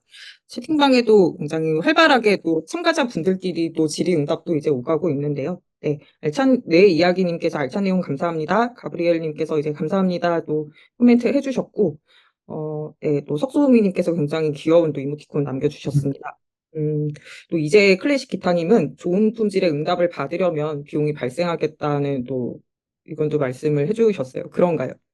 네. 아무래도 좋은 품질의 응대를 받으려면은 점점 이제 토큰량을 늘리고 지침도 많이들 세워야 되기 때문에 이 토큰량이 많아지면서 비용이 발생하는 부분은 아마도 좀 생길 것 같습니다. 예. 어, 또 비용 효율적으로 정말 좋은 응답을 얻기 위한 방안도 이제 저희가 계속 사용하면서도 고민해야 할 숙제일 듯 합니다. 그리고, 네, 또 이제 클래식 기타님께서 네, 이거는 해결이 된 질문이고, 석소미님께서 익스프레션을 자연어로 작성하면 이해하는 건가요? 라는 또 질문 남겨주셨는데요. 익스프레션은 네, 자연어로 작성하면 이해를 하는 겁니다. 지금 저기 프롬프트에다가 실제로 유저가 입력하는 그 자연어를 입력해 준 거고요. 익스프레이션도 앞에서 받은 자연어를 기반으로 얘가 이해를 하는 거기 때문에 지금 에이전트 사이에 주고받는 대화는 자연어라고 생각하시면 될 것 같습니다. 음, 음. 이제 프롬프트도 공유해 주셨는데 콘텐츠를 선별하는 어떤 기준이나 그 품질 필터링이 굉장히 이제 정교한 게 인상적이었거든요. 이거는 이제 처음부터 딱 이 기준을 이렇게 딱 생각하시고 하신 건가요? 아니면 좀 여러 번 시행착오 겪으면서 좋은 값을 이렇게 찾아내신 건가요? 시행착오가 있었던 게 처음에는 에이전트를 하나로 놓습니다. 에이전트 하나에다가 MCP를 두 개 연결해서 진행을 했는데 얘가 이제 너무 실행량이 많아지고 토큰이 많아지다 보니까 이 점점 퀄리티가 답변이 떨어지더라고요. 그래서 각각의 역할을 구분해서 두 개의 에이전트로 만드니까 앞에서 할 역할, 뒤에서 할 역할이 좀 더 명확해져가지고 품질이 좀 더 좋아졌고 이 각각의 안에 있는 프롬프트들도 계속 시행착오를 얻어서 계속 똑같은 것만 추천해 주는 경우도 있었고, 아니면은 입력을 넣었는데 계속 영어로만 콘텐츠를 생성하는 경우도 있었고, 그래서 하나하나 그거에 따라서 프롬프트의 제약사항을 추가하다 보니까 지금처럼 좀 시행착오를 겪고 이렇게 된 것 같습니다. 음. 또 이제 클래식 기타님이 또 질문 남겨주셨는데 이거 방금 시연한 거 구현 시간이 얼마나 걸리셨냐고 질문하셨어요. 구현하는 게 이제 워크플로우를 말씀해 주시는 거죠. 그러신가요? 네, 아마 그렇지 않을까. 네네, 그거를 말씀해 주시는 것 같은데, 이게 한 이틀 걸렸던 것 같습니다. 하루를 좀 러프하게 한번 그냥 에이전트 하나로 해보고, 그 다음에 뭔가 느낌이 와가지고 에이전트 두 개로 그냥 하는 거는 금방 했던 것 같습니다. 네. 네. 또, 내 이야기님께서 또 자세한 이렇게 또 질문 남겨주셨는데, 방금 보여주신 플로에서 작업 시간이 꽤 오래 걸려 보였습니다. 어쩌면 현재 엠파렌이 그리 쾌적한 환경이 아니기에 느린 속도를 보여주는 거라 생각합니다. 향후 속도가 더 빨라질 만한 형태로 변화하거나 새 자동화 모델이 나오리라 생각합니다. 방금 보여주신 이 엠파렌 플로의 작업 시간 단축 방안을 어떤 게 있는지 궁금하다고 하셨어요. 방금 한 거는 제가 지금 저희 워크플로우는 한 5분 정도 걸립니다. 그래서 방금 발표 끝나자마자 콘텐츠가 딱 생성이 됐는데, 아무래도 이제 데이터 양일 것 같습니다. 그 앞에서 데이터 양을 얼마나 좀 잘 파싱하고 요약해서 뒷단에 AI 모델한테 보내줘야 할까 그 고민을 저도 많이 했고요. 그 과정에서 이제 제가 앞에 있던 사용자의 취향을 반영하는 부분이 있었잖아요. 그 사용자의 취향을 반영할 때 그전에는 스토리까지 다 넣었습니다. 안에 컨텐츠가 어떤 내용이 있는지. 근데 너무 느려져가지고 지금은 그 선호도랑 뭐 타이틀 이 정도로 줄여서 좀 선호도를 파악하게 했고요. 그 다음에 좀 더, 근데 이거는 좀 양날의 검인 것 같아요. 이게 모델이 좋아서 좀 오래 생각을 할수록 좋은 콘텐츠가 나오지만은 빠른 모델을 좀 제가 넣어봤는데 콘텐츠 수준이 좀 좋지는 않았습니다. 그래서 그 적정한 모델을 찾는 거는 좀 튜닝을 좀 해야 될 것 같습니다. 앞에 뭐, 예를 들어서 선별은 좀 빠르게 하되 뒤에 모델이 콘텐츠 생성할 때는 좀 좋은 모델을 쓰거나 이런 부분에 있어서 좀 단축할 만한 요소가 있지 않나라는 생각이 듭니다. 네, 자세한 답변 감사드립니다. 또 질문이 있는데 이건 저희가 전체 Q&A 시간 때 또 갈무리를 좀 해보도록 하겠고요. 네, 지금까지 조슈아가 소개하는 마케팅 팀을 위한 기술 콘텐츠 수집 배포 자동화였습니다. 네, 조슈아 감사드리고요. 이제 마지막 세션입니다. 네, 진이 CS 팀을 위한 고객 장애 분석 자동화를 주제로 발표하시겠습니다. 이 세션에서는 고객 이슈를 자동 분석하고 대응 시간을 단축하는 CS 자동화 시스템을 소개합니다. B2C 환경에서 빠른 대응이 필요한 팀의 최적의 솔루션이 될 수 있을 듯합니다. 궁금한 점은 계속 실시간 채팅창에 댓글로 남겨주시고요. Q&A 시간에 같이 답변해 드리도록 하겠습니다. 마지막 세션 지금 시작합니다. 반갑습니다. 인포그래프 소프트웨어 엔지니어 진입니다. 제가 이번 세션에서 다룰 주제는 CS 팀을 위한 고객 장애 분석 자동화이고요. 서브 어젠다로 엠파렌으로 도전하는 비용 다이어트라고 한번 다뤄보았습니다. 먼저 준비한 워크플로우를 설명을 드리고 나서 나머지 비용 다이어트 부분 이야기를 나눠볼까 합니다. CS 팀이라는 어떤 B2C 환경에서의 한 조직이라는 페르소나를 설정을 해서 이 B2C에서 웹 서비스상 고객이 겪는 장애를 CS 팀이 어떻게 하면 쉽게 접근하고 해결할 수 있는지 고민을 해서 그 워크플로우를 한번 준비를 해봤습니다. 네, 전통적으로 CS 팀이 고객 장애를 어떻게 접근하고 처리를 하는지 생각을 해보면 웹 서비스라고 말씀을 드렸는데 이 웹에서 고객이 어떤 장애를 겪고 해결하지 못할 경우에는 장애를 접수를 하겠죠. CS팀은 고객의 이야기를 확인을 하고 해당 장애 내용을 고객의 이야기를 확인을 하고 원인을 만약에 파악하는 게 어렵다라고 하면은 이제 장애 내용을 이슈를 등록하려고 할 겁니다. 그리고 엔지니어 팀의 도움을 요청을 하겠죠. 엔지니어들은 장애 시점이랑 장애가 발생한 고객의 정보를 가지고 로그에 접근해서 원인이랑 해결 방안을 찾으려고 할 거예요. 여기서 한 큐에 해결된다면 좋겠지만 사실 쉽사리 해결되지가 않아서 고객의 히스토리나 컨텍스트를 보강해 달라고 시스템에 재요청을 하는 경우도 많을 거예요. 그래서 그럴 경우에 CS 담당자는 고객한테 다시 한번 정보를 재요청을 하게 되면서 한 번에 문제를 해결하지 못하고 이리 갔다 저리 갔다 왔다리 갔다리 하면서 여러 리소스를 잡아먹게 됩니다. 그래서 저는 이런 복잡한 장애 대응 과정을 엠파랭과 여러 서비스를 한꺼번에 결합해서 최소한으로 줄여볼까 하는 계획을 가지고 워크플로우를 만들어 봤습니다. 이거는 워크플로우가 동작하는 방법을 간단하게 정리한 그림이에요. 여기서 눈여겨볼 것은 여기 있는 하이라이트이라는 도구인데요.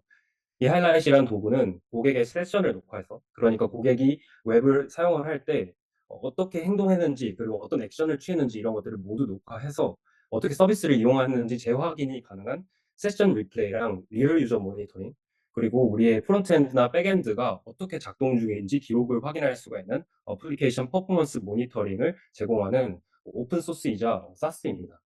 그래서 이 하이라이트에서 제공하는 SDK를 팀에 조직에 개발팀이 있다면 프론트엔드와 백엔드에 설치를 해달라고 요청을 하겠죠. 이렇게 간단하게 설치를 할 수가 있어서 그렇게 하고 나면은 리얼 유저 모니터링, 세션 리플레이, 그리고 어플리케이션 퍼포먼스 모니터링이 모두 하이라이트에서 확인이 가능합니다. 하이라이트이 이 프론트엔드와 백엔드로부터 정보를 받는 중에 에러가 확인이 되면 엠파렌으로 웹푸그이라는 요청을 보낼 수 있도록 설정을 할 수가 있어요.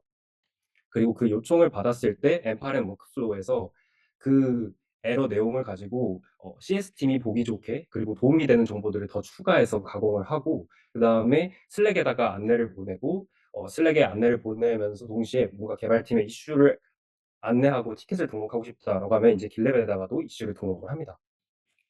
서론이 길었는데요. 데모 보면서 한번 워크플로우가 어떻게 작동을 하는지 살펴보도록 하겠습니다. 오늘 소개드릴 워크플로우는 크게 3개의 파이프라인으로 나누어져 있어요. 이 파이프라인의 앞단에 있는 웹훅 트리거 앤 요청 분류는 이제 각 요청을 받는 웹훅 부분이 있고요. 그리고 여러 번의 요청을 이 웹훅 노드가 받게 될 텐데 각 요청이 어떠한 요청인지를 파악하기 위해서 이 스위치 노드를 설정을 해뒀습니다. 그래서 보시면은 이렇게 3개의 분기를 만들어 놨어요. 첫 번째 파이프라인은 에러 데이터를 AI로 가공하고 CS 담당자에게 슬랙으로 안내를 하고 그 다음에 두 번째는 위에서 가공된 정보를 길랩 이슈로 등록하고 마지막에는 길랩 이슈로 등록하고 나서 담당자를 할당할 수 있는 파이프라인 이렇게 구성을 해놨습니다. 워크플로우가 동작을 하고 나서 안내를 받는데 시간이 좀 걸릴 수 있으니까 미리 한번 예제를 통해서 실행을 해볼게요. 이 화면은 제가 미리 만들어 놓은 Next.js로 프론트엔드랑 백엔드를 구성해서 미리 만들어 놓은 어느 쇼핑몰 웹페이지라는 가정을 해서 만들어 봤고요. 앞서 말씀드린 것처럼 하이라이트 SDK를 제가 설치를 해뒀습니다. 설치는 개발자라면 어렵지 않아서 하이라이트 공식 문서를 보시면 간단하게 설치하실 수가 있을 거예요. 저는 한 고객이라고 가정을 하고 여기에서 이 프리미엄 헤드폰을 한번 구매를 해볼 거예요. 그래서 장바구니에 담기 누르고 결제를 할 겁니다. 결제를 하면서 이제 제 이름을 입력을 하고 네, 정보를 입력을 하고 카드 번호를 입력을 하고 결제를 했어요. 그런데 결제가 실패를 했죠. 뭔가 알 수 없는 오류가 나타났어요. 하이라이트에서 이런 에러를 감지를 하게 되면은 엠파렌의 웹훅으로 발신을 하기 위해서 이렇게 제가 하이라이트에 얼러트라는 대시보드에다가 이런 형태로 미리 등록을 해놨습니다. 그래서 네, 여기서 에러를 감지하게 되면은 엠파렌으로 에러를 보내줄 거고, 다시 워크플로우로 돌아와서 에러가 스위치 노드를 통해서 다시 한번 보면 이제 어, 에러에 관련된 하이라이트이 보낸 요청일 경우에는 바디에 alert name이라는 변수가 있을 거예요. 그래서 이 값을 확인을 하게 되면은 위쪽으로 분기를 하게 됩니다. 그리고 보시면 첫 번째 AI 관련 노드가 있어요. 이 AI 관련 노드에는 이런 식으로 구성을 해놨습니다. 앞에서 날아온 정보들을 프롬프트로 전달을 하고 어떠어떠하게 구성을 해달라고 요청을 했어요. 근데 이건 제가 직접 작성한 게 아니라 챗GPT를 이용을 해서 작성을 해달라고 했습니다. 그래서 구조를 보면은 뭐 어떠한 식으로 요약을 하고 그리고 에러에 대한 해결 방안을 제시를 하고 뭐 위험도라든지 고객이 어떤 행동을 했을지 추정을 하게끔 값을 달라라고 구조를 만들어줬어요.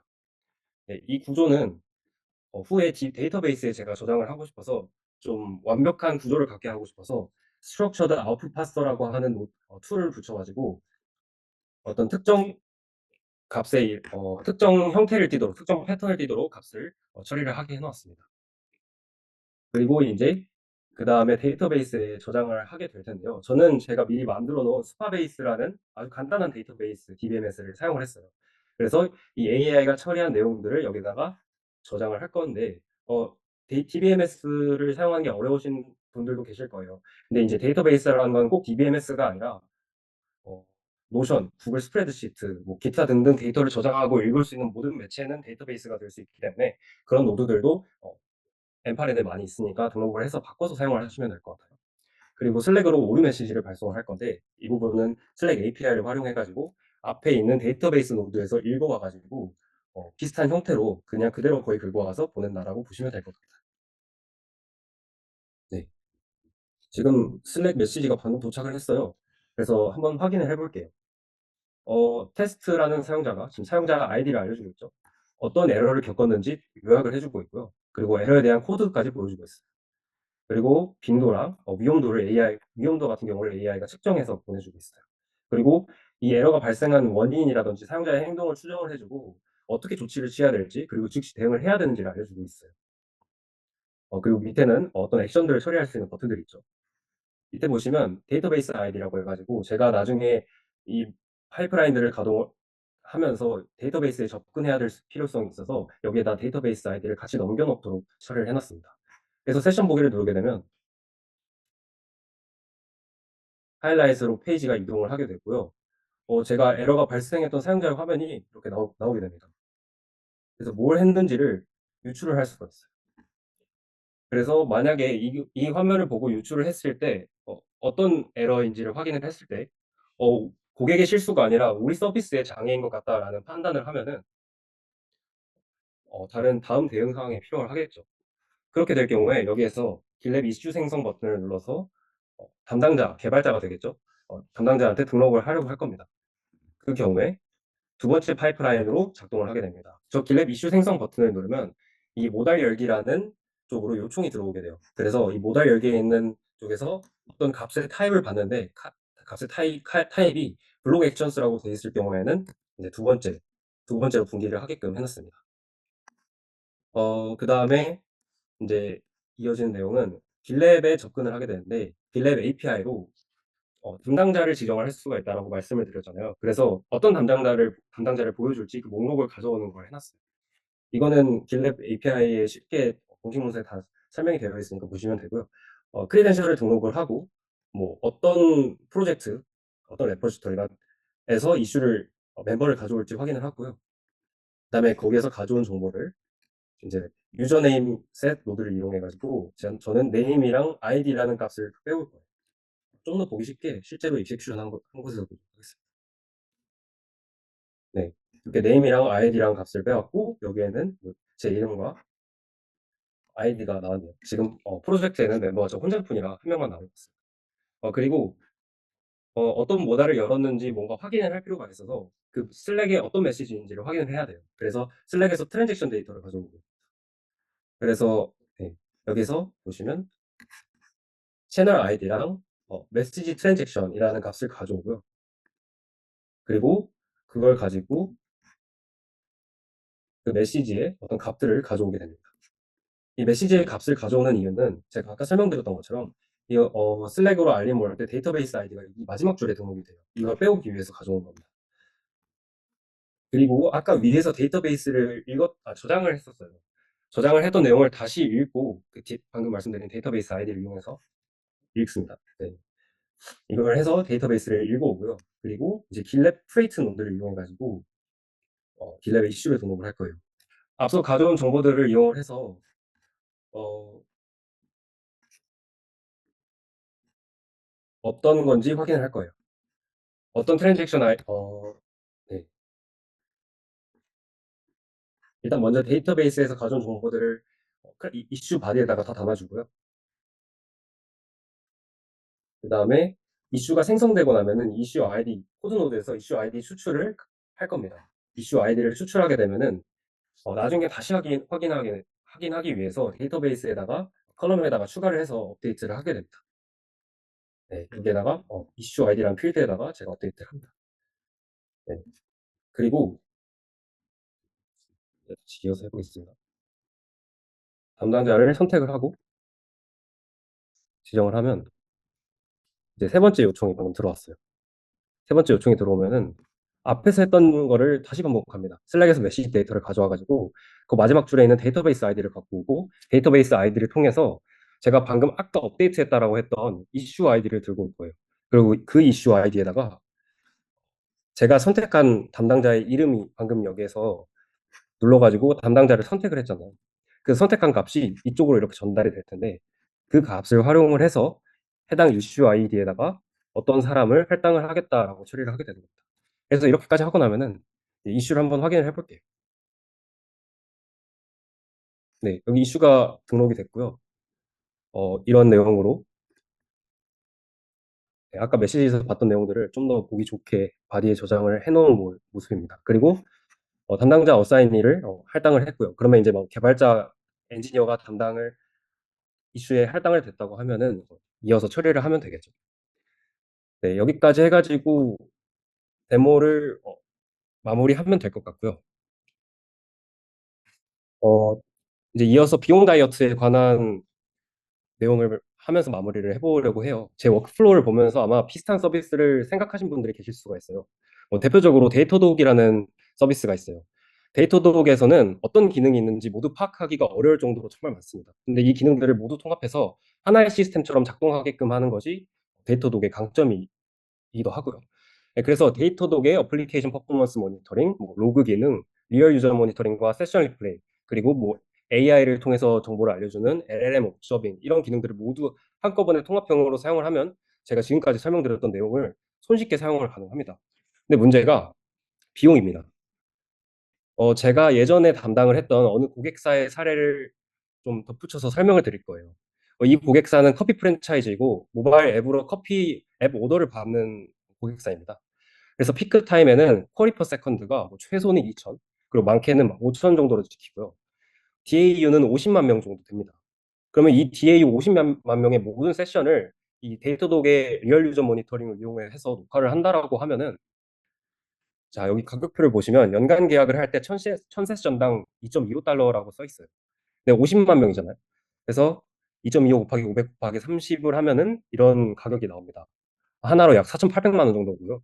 그리고 이외에도 부가 비용이 더 붙게 될 텐데 LLM 업저빙 같은 경우에는 오프 더 레코드이긴 한데 가격이 공식적으로 알려져 있지는 않은데 어, 이런 규모의 회사와 연간 계약을 한다고 했을 때 연간 수만 불을 지불을 해야 하는 것으로 알고 있습니다. 그러면은 최소 4천만 원 이상을 월간 지불을 해야 하는 거예요.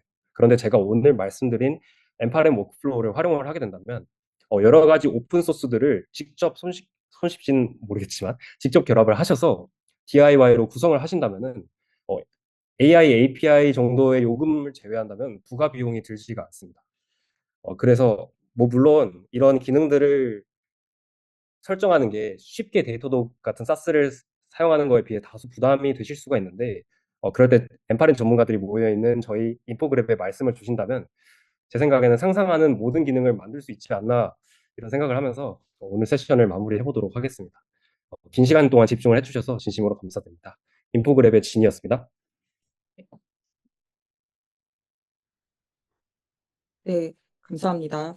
네, 지금까지 진의 발표였고요. B2C 환경에서 고객 이슈를 자동 분석하고 빠르게 대응하는 CS 자동화 시스템을 실전 데모로 저희가 살펴봤고요. 또 CS 담당자가 고객 장애 상황을 한 번에 확인하고 또 이슈 해결 시간도 크게 단축하는 데 도움이 될 수 있는 솔루션이었습니다. 채팅방에 올라온 좀 질문을 살펴보겠습니다. JJ님께서 엠파렌을 활용할 수 있는 서드파티가 있을까요? 라고 질문 주셨는데요. 엠파렌에 활용할 수 있는 서드파티라고 하면 사실 제가 답변 드릴 수 있는 건 웹툰 요청을 지원한다든지 어떤 인테그레이션을 지원하는 모든 서드파티를 통합을 할 수가 있습니다, 이론상. 그래서 사용하고 싶으신 게 있다면 하시기 나름인 것 같습니다. 기회는 다 열려 있다고 생각을 하고 있습니다. 뭐 100개가 넘는 그 서비스 통합이 이제 가능하기 때문에 선택지가 넓으니 적합하신 것을 이제 골라서 사용하실 수 있겠습니다. 또 가브리엘 님께서 스트럭처드 아웃풋 파서가 궁금하다고 하셨어요. LLM의 출력이 원하는 포맷을 갖는지 확인하고 틀리면 프롬프트를 다시 보내는 동작을 수행하는 건가요? 라고 질문을 주셨습니다. 네. 좋은 질문인데요. 그 스트럭처드 아웃풋 파서에도 사실 스트럭처드 아웃풋 파서라는 큰 개념이 있고 그 안에 여러 가지 아웃풋 파서가 있어요. 가장 자주 사용하는 게 스트럭처드 아웃풋 파서인데 기본 옵션으로는 아웃풋이 안 맞았을 때는 오류를 발생하면서 작동이 실패를 하게 돼요. 근데 옵션을 추가해서 올바른 아웃풋이 나올 때까지 반복을 하게끔 할 수도 있고요. 그리고 또 이런 번거로움을 해소하기 위해서 AI 아웃풋 파서도 있어서 LLM을 모델을 붙여가지고 아웃풋 파서를 작동시켜서 자동으로 좀 알맞게 아웃풋이 나오도록 하는 그런 아웃풋 파서도 있습니다. 네. 네, 또 가브리엘 님께서 이제 또 의견과 이제 또 추가 질문도 함께 주셨는데 질문부터 먼저 말씀드리면 자바스크립트로 아이디와 유저네임을 가져오신 부분은 어떤 노드를 사용했는지 궁금하다고 하십니다. 네. 네. 코드라는 노드라고 엠파렌에서 검색을 하시면 나올 거고요.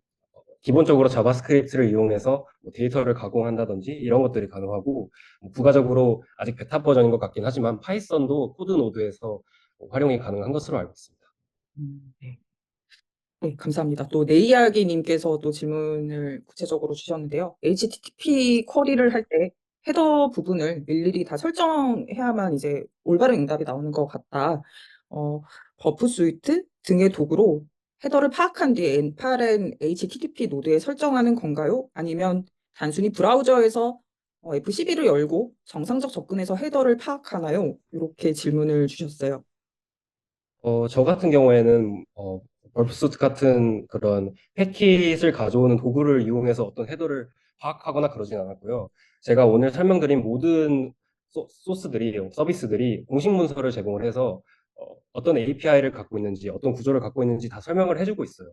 그래서 거기에 써져 있는 어떤 헤더의 형식이라든지 이런 것들을 활용을 해서 시행착오 없이 한 번에 다 성공을 해서 저는 따로 개발자 도구 등을 이용을 해서 이런 것들을 잡아와가지고 수정하거나 하지는 않았습니다. 아마 공식 문서들이 잘 되어 있는 서비스들이라면 그걸 활용하시면 굳이 번거롭게 패킷을 가져와가지고 그걸 보실 필요는 없을 것 같아요. 네, 감사합니다. 저도 궁금한 게 있는데, 이 고객 이슈 유형을 자동 분류할 때 어떤 기준을 설정할 때 뭐 팁이라든가, 좀 그런 게 있을까요? 어, 그건 사실, 어, 조직 내에서 개발자들이 잘 해주셔야 되는 부분이긴 한데요. 음, 그 에러 메시지가 하이라이트에 감지가 되고 하이라이트이 엠파렌을 보낸다라고 설명을 드렸어요. 그러면 하이라이트의 에러 메시지들이 가장 첫 번째로 감지가 되는 건데 이 에러 메시지가 얼마나 정확하고 그리고 세분화되어 있는지에 따라서 사용자가 어떤 오류를 겪었는지를 알기가 훨씬 수월해요. 그래서 에러 처리에 대한 개발이 좀 견고하게 되어 있다라고 하면은 AI도 분류하기가 더 쉬워질 것 같습니다. 음, 좋은 답변 감사드립니다. 네, 이게 또 흥미로운 반응들도 이제 참가자분들이 많이 보내주셨는데, 재밌고 너무 좋았다고 김정우님께서 말씀해 주셨고, 또 이제, 비용으로 말씀해 주시기 확 와닿는다고 석소미님께서도 또 말씀해 주셨고, 또 가브리엘님께서도 여러 기능을 사용하는 예제를 볼 수 있는 데모라 너무 좋았다는 평을 남겨주셨습니다. 네. 네, 발표 감사드립니다. 지금까지 진이 소개하는 CS 팀을 위한 고객 장애 분석 자동화였고요.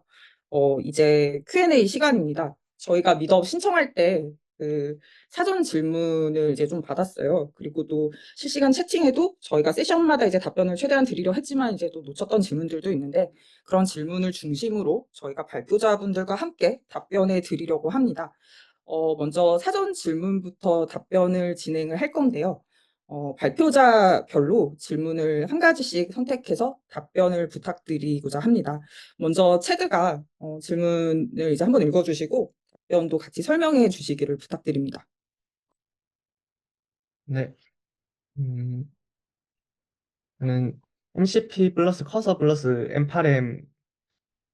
M8M으로 질문을 주신 분이 아마 MCP에 대해서 궁금하셨던 것 같아요. MCP를 다루기도 했고, 이걸로 답변을 드리면, 어, MCP가 이제 클로드에서 제안한 LLM이 외부 도구를 호출하고 막 제어하도록 해주는 오픈 표준을 하나 만들었어요. 그래서 이제 클로드 데스크탑이라던가 커서 ID 같은 호스트 앱이 이제 MCP 서버를 사용할 때 사용하는 대표적인 MCP 클라이언트로 자리 잡았고요. 그리고 이제 M8에는 이제 그런 MCP 서버를 호스팅할 수 있도록 MCP 서버 트리거 노드라던가 뭐 클라이언트 툴 같은 걸로 이제 MCP를 쉽게 사용할 수 있도록 버전 업데이트 된 부분이 있는 것 같습니다. 네, 감사드립니다. 또 이어서 조슈아 또 이제 질문 설명이랑 또 답변 같이 부탁드립니다. 네. 제가 봤었던 질문 중에서는 그 글 한 개의 톤앤 매너를 변경하거나 이제 블로그 발행 그 홈페이지 어드민 페이지 접속해서 자동 발행 등 무의미한 반복 작업을 줄이고 싶다라는 그 질문이 있었는데요. 이게 제가 이번에 발표했던 주제랑 좀 어울리는 것 같아가지고 답변을 드리면은 글 한 개에 아무래도 톤앤 매너를 변경하려고 하면은 제가 아까 그 생성형 AI한테 프롬프트를 넣어준 것처럼 페르소나를 잘 설정해 주거나 아니면 그에 맞는 예시를 좀 세세하게 넣어주면은 톤앤 매너 변경은 좀 쉬울 것 같고요. 좀 프롬프트 엔지니어링 관련된 부분인 것 같고 블로그 발행 홈페이지에 접속해서 뭐 자동 발행하는 무의미한 반복 작업을 줄이고 싶다고 하셨는데 이거를 만약에 M8N으로 하시고 싶으시다면은 그 만약 그 블로그를 호스팅하는 쪽이 API를 지원하고 있느냐 없느냐가 좀 중요할 것 같아요. 만약에 HTTP 리퀘스트 기반의 API를 제공한다면은 M8N 노드 통하여서 쉽게 할 수 있을 것 같고, 만약에 그게 안 된다고 한다면은 M8N 통해서 자동화는 좀 어렵지만은 저희 회사 같은 경우에는 길랩 파이프라인을 이용해가지고 노션과 연동해서 블로그 발행을 자동화하는 과정이 어느 정도 있거든요. 그래서 뭐 길랩을 이용하거나 아니면 뭐 노션이나 옵시디언 같은 또 자동으로 배포해주는 그런 툴을 이용하는 것도 괜찮다는 생각이 들었습니다. 네, 아, 이상입니다. 네, 네, 답변 감사드립니다. 네, 진도 질문 낭독과 답변을 부탁드리겠습니다. 네. 제가 인상 깊었던 질문은 M8M 워크플로우 자체를 MCP 형식으로 오픈하거나 뭐 A2A에 써먹을 수 없냐라고 질문을 주셨어요. M8M 워크플로우 자체를 MCP로서 사용을 한다든지 뭐 랩핑을 한다 하는 거는 이제 어려움이 있는데 MCP와 A2A의 형식을 빌려서 사용하는 건 가능하고요. M8M 워크플로우를 사용을 해보셨고 오늘 세션을 보셨다면 아시겠지만 많은 그 워크플로우 트리거링 작업을 웹풍 노드를 이용하게 됩니다. 그래서 MCP에서 이 M8M 워크플로우를 호출을 해서 사용을 하게끔 하고 싶으시다면 워크플로우의 API 스펙을 정의를 해가지고 HTTP 호출을 하는 MCP에 등록을 해서 사용을 하실 수가 있고요. 뭐 A2A에서도 툴에다가 웹북 URL을 호출하게끔 정의를 해두신다고 하면 사용이 가능할 것 같습니다. 네, 자세한 답변 감사드립니다. 저도 그 사전 접수 질문을 하나 골라봤는데요. 국내 M8N 커뮤니티 사이트 책 추천해달라는 요청이 있었어요.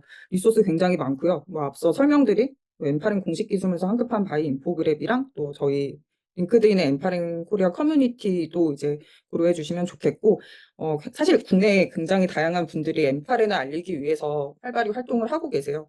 대표적으로는 카카오톡에 M8N AI 업무 자동화 커뮤니티라는 오픈 채팅방이 있는데 이곳에 M8N 사용 경험과 팁이 자주 그리고 굉장히 많이 공유되고 있고 또 이 커뮤니티는 M8N 공식 엠베서더인 데이터 팝콘님이 이제 운영을 하시는데 M8N 스터디도 진행을 하시고 또 노션, 유튜브 여러 플랫폼의 M8N 콘텐츠를 직접 제작해서 활발히 올려주고 계시기에 참고해 주시기를 권장드립니다. 또 해외에는 이제 또 M8N 또 공식 커뮤니티가 또 있고요. 여기가 가장 활발하다고 할 수 있을 것 같아요. M8N에서 나오는 공식 발표, 뭐 질의응답, 또 그리고 튜토리얼 이런 실용 정보들도 있고 또 엠파랭 유튜브 채널이나 공식 블로그에 가셔도 커뮤니티 미덕 영상이라든지 이런 다양한 콘텐츠들을 보실 수 있습니다. 네, 일단 사전 접수된 질문에 대한 답변은 여기까지 하고요. 이어서 실시간 채팅에 올라온 질문들 중에 저희가 좀 놓쳤던 질문들을 예, 가능한 최대한 답변을 드리도록 하겠습니다. 발표자 분들 이제 실시간 채팅 좀 살펴보시면서 답변하실 질문들을 좀 찾아주시면 감사하겠습니다. 예, 먼저 일단 제가 그러니까 아까 네, 고프로님께서 네, 기업 컨설팅 관련 문의를 해주셨어요. 네, 좀 답변이 늦어졌는데 컨설팅 무료로 해주시는지 질문하셨고, 네, 뭐 이런 기업 컨설팅 가능하냐 하셨는데 기업 컨설팅 가능하고요. 컨설팅의 유무료 여부는 어떤 상황이냐 내용이냐에 따라 좀 달라질 수 있을 것 같습니다. 예, 구체적으로 이제 여기서 말씀드리기에는 조금 어려움이 있을 것 같고, 저희에게 좀 개별로 문의를 해주시면 좀 더 자세한 응답을 드리도록 하겠습니다. 네, 그리고 일단은 좀 질문을 탐색하는데 좀 시간이 아마 걸릴 것 같은데 제가 좀 그 질문을 일단 좀 정리를 해봤어요. 예, 답변을 못 드렸던 질문들이 일단은 네, 그 슬라이드 자료 다시 보기 링크 제공되냐는 질문 여러분들 주셨는데 저희가 아까 말씀드렸고 채팅방에도 제가 따로 말씀을 드리긴 했지만 미더 다시 보기 영상은 저희 엠파랭 코리아 커뮤니티 링크드인에서 네, 미더 종료 이후에 좀 최적의 상태로 여러분께 제공해 드릴 수 있도록 편집을 거쳐서 좀 이따가 이제 제공을 해 드릴 거고요. 네, 이제 커뮤니티에 가입을 하셔야 보실 수 있다는 점 참고해 주시면 감사하겠습니다. 슬라이드나 발표 자료 같은 경우에는 내부 협의가 필요한 부분이어서 지금은 좀 확답 드리기 어려운 점을 양해 부탁드리겠고요. 네. 그리고 어, 아까 이제 클래식 기타님께서 이 세션 1 관련해서 이제 주신 질문이었는데 음, 스탠드업 자동화 세션이었어요. 이 세션에서 생성형 AI가 사용된 부분이 있냐는 질문을 주셨는데, 이거는 아까 그 발표를 맡았던 저희 파브로가, 지금 영상으로 답변 드리기는 조금 어려울 수 있어서 이건 채팅방 통해서 좀 답변해 주실 수 있으시면 답변해 주시길 부탁드리겠습니다.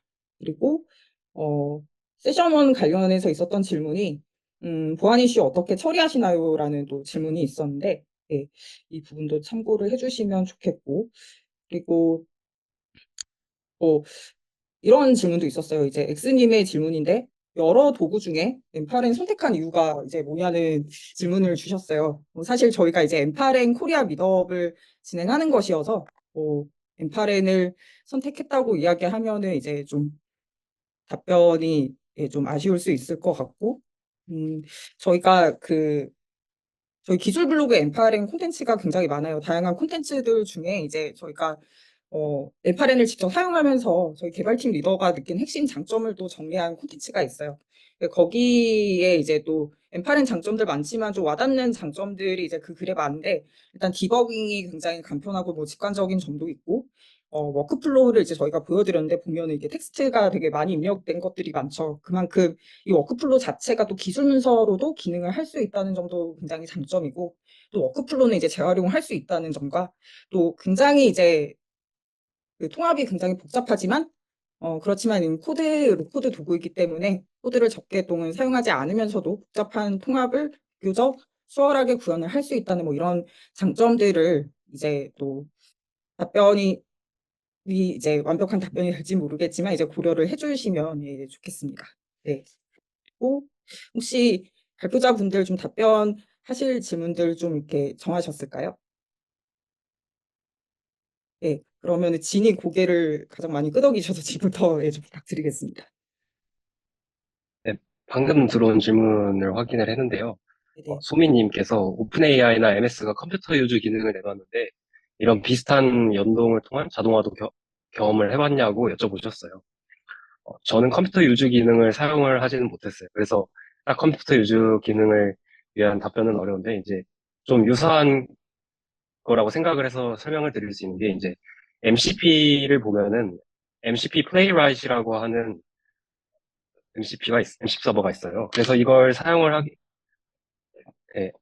하시게 되시면 어, 이 플레이라이트이 기본적으로 브라우저를 작동시켜서 테스트라는 목적으로 만들어졌기 때문에 이 MCP를 이용해서 MCP 플레이라이트에 이제 AI한테 어떤 요청을 하면 브라우저에서 AI가 알아서 작동을 합니다. 그래서 뭐 화면을 캡처하기도 하고 어떤 특정 버튼을 눌러서 어딘가로 이동을 하기도 하고 이런 것들이 가능해서 뭔가 브라우저 상에서 뭔가 로봇 같은 자동화가 필요하시다라고 하면은 한번 이 기능 찾아보시면 좋을 것 같습니다.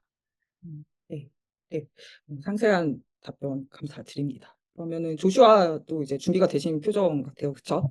네, 아, 네. 저도 아까 발표할 때 그 클래식 기타님이 각 시스템 간 연계 API 연계가 어렵나요? 프롬프트 파인 튜닝이 어렵나요? 라고 하셨는데, 이건 약간 사람마다 다를 수는 있지만 저는 프롬프트 파인 튜닝이 더 어렵다고 좀 생각합니다. 왜냐하면은 시스템 간 연계 API는 그 API를 찌를 때마다 그냥 바로바로 결과가 나와가지고 트러블 슈팅을 좀 하기가 편하고 바로바로 대응을 할 수 있는데 프롬프트 같은 경우에는 같은 프롬프트를 넣어도 생성형 AI다 보니까 답이 다르게 나와요. 그래가지고 그 파인 튜닝을 좀 잡아가는 과정이 그 API 연계보다는 조금 더 어렵지 않나라는 생각이 들었습니다. 네, 이상입니다. 감사드립니다. 또 체드는 이제 좀 어떤 질문을 답변을 해주실까요? 네, 질문은 뭐 아닌 것 같은데 여기 엠파렌에서 올라마도 지원하는 것으로 알고 있습니다라고 가브리엘 님이 말씀해 주셨는데 네, 맞아가지고 그 로컬 LLM을 띄워서 이제 띄울 수 있는 환경이 있다면 그걸 띄워서 이제 토큰 비용 없이 사용을 할 수가 있습니다. 네, 네, 네, 감사드립니다. 또 파브로가 그 채팅방 통해서 이제 답변을 좀 해주신 게 있는데 생성형 AI를 아까 개발팀 스탠드업 자동화에서 뭐 사용한 게 있냐는 질문에 대한 답변인 것 같아요. GPT-4.0 미니로 해서 이슈 요약할 때랑 프로젝트 요약할 때 2번 생성형 AI 노드를 사용했다고 합니다. 네, 참고해 주시면 감사드리겠습니다. 네. 일단은, 네, 시간 관계상 저희 벌써 이제 9시가 다 돼 가는데요. 저희 아쉽게도 Q&A는 일단 여기서 마무리를 하겠습니다.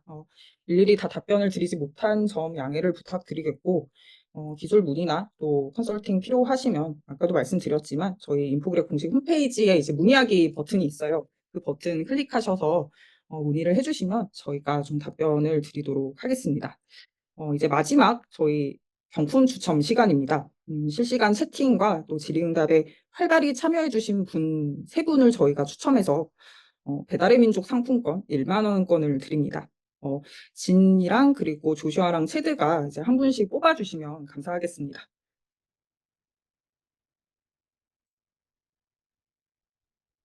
저는 금방 답변을 드렸던 가브리엘 님 선택하겠습니다. 네, 가브리엘님 축하드립니다. 네, 저는 고경성님 선택하겠습니다. 가장 네. 처음에 이제 글 남겨주셨던 분이 계신데 네네. 네, 하겠습니다. 네, 고경성님께서 시작 전부터 이렇게 막 반갑게 또 메시지 나눠주셔서 고경성님 지금도 계실 거라고 믿습니다. 네, 그리고 진도 이제 정하셨나요? 네, 저는 내 이야기님으로. 네, 이야기님. 네. 네, 네, 감사합니다. 저희 이렇게 또 많은 이 밖에도 되게 진짜 오늘 굉장히 좀 채팅방의 집중도와도 굉장히 그 참여도가 굉장히 활발했던 미덕이었던 것 같아요. 또 많은 분들이 이제 제 머릿속에 지금 그 닉네임과 이름들이 주마등처럼 스쳐가는데 저희가 일단은 좀 한정된 그 상황이라서 일단은 다 모시기는 어려운 점을 또 양해를 부탁드리겠습니다. 가브리엘님, 고경성님, 그리고 내 이야기님 축하드리고요. 저희가 이 휴대전화 번호로 상품권을 보내드려야 되거든요. 근데 가브리엘님이랑 내 이야기님은 실명이 아니실 거예요. 그래서 저희가 실명을 알아야지 그 참가 신청할 때 보내주신 그 연락처를 확인해서 저희가 정확하게 전송을 할 수 있거든요. 그래서 채팅방에 2분 지금 실명을 좀 공유를 해주시길 부탁드리겠습니다. 네, 네. 실명을 남겨주시길 부탁드리겠습니다. 네, 네, 감사합니다. 어, 오늘 저희가 준비한 시간은 여기까지고요. 향후 미덕 일정 관련해서도 아까 질문 주셨는데 저희가 마지막 순서 때 말씀을 드리려고 좀 아껴두고 있었어요. 네, 일단은 말씀을 드리면 저희 오늘 미덕은 2025년 상반기 마지막 엠파린 코리아 미덕입니다. 저희가 처음에는 매달 셋째 주 금요일에 이제 미더블 진행하기로 했었는데요. 이번 세 번째 미더블은 좀 시장의 환경과 그리고 저희 참가자 피드백을 고려해서 좀 넷째 주 금요일에 진행을 하였습니다. 그리고 상반기에는 이번 미더블 마지막으로 잠시 좀 휴식기를 갖고자 하고요. 다음 미더블은 저희가 하반기에 재개할 예정입니다. 미더블의 품질과 가치를 한층 더 높이기 위해서 전략적으로 저희가 재정비 기간을 갖고 더 완성도 높은 콘텐츠로 찾아뵙고자 합니다. 네, 아울러 이번 미더에도 또 참가 신청 단계에서 자동화 워크플로우 아이디어들을 많이들 제안을 해주셨어요. 그 아이디어들도 저희가 좀 면밀히 검토를 해서 실제 비즈니스 환경에 적용 가능한 구현 사례를 다음 미더 때 공유해 드리고자 합니다. 귀중한 인사이트를 공유해 주셔서 깊이 감사드립니다. 긴 시간 함께 해주셔서 진심으로 감사드리고요. 저희는 다음 미더에서 또 뵙겠습니다. 고맙습니다.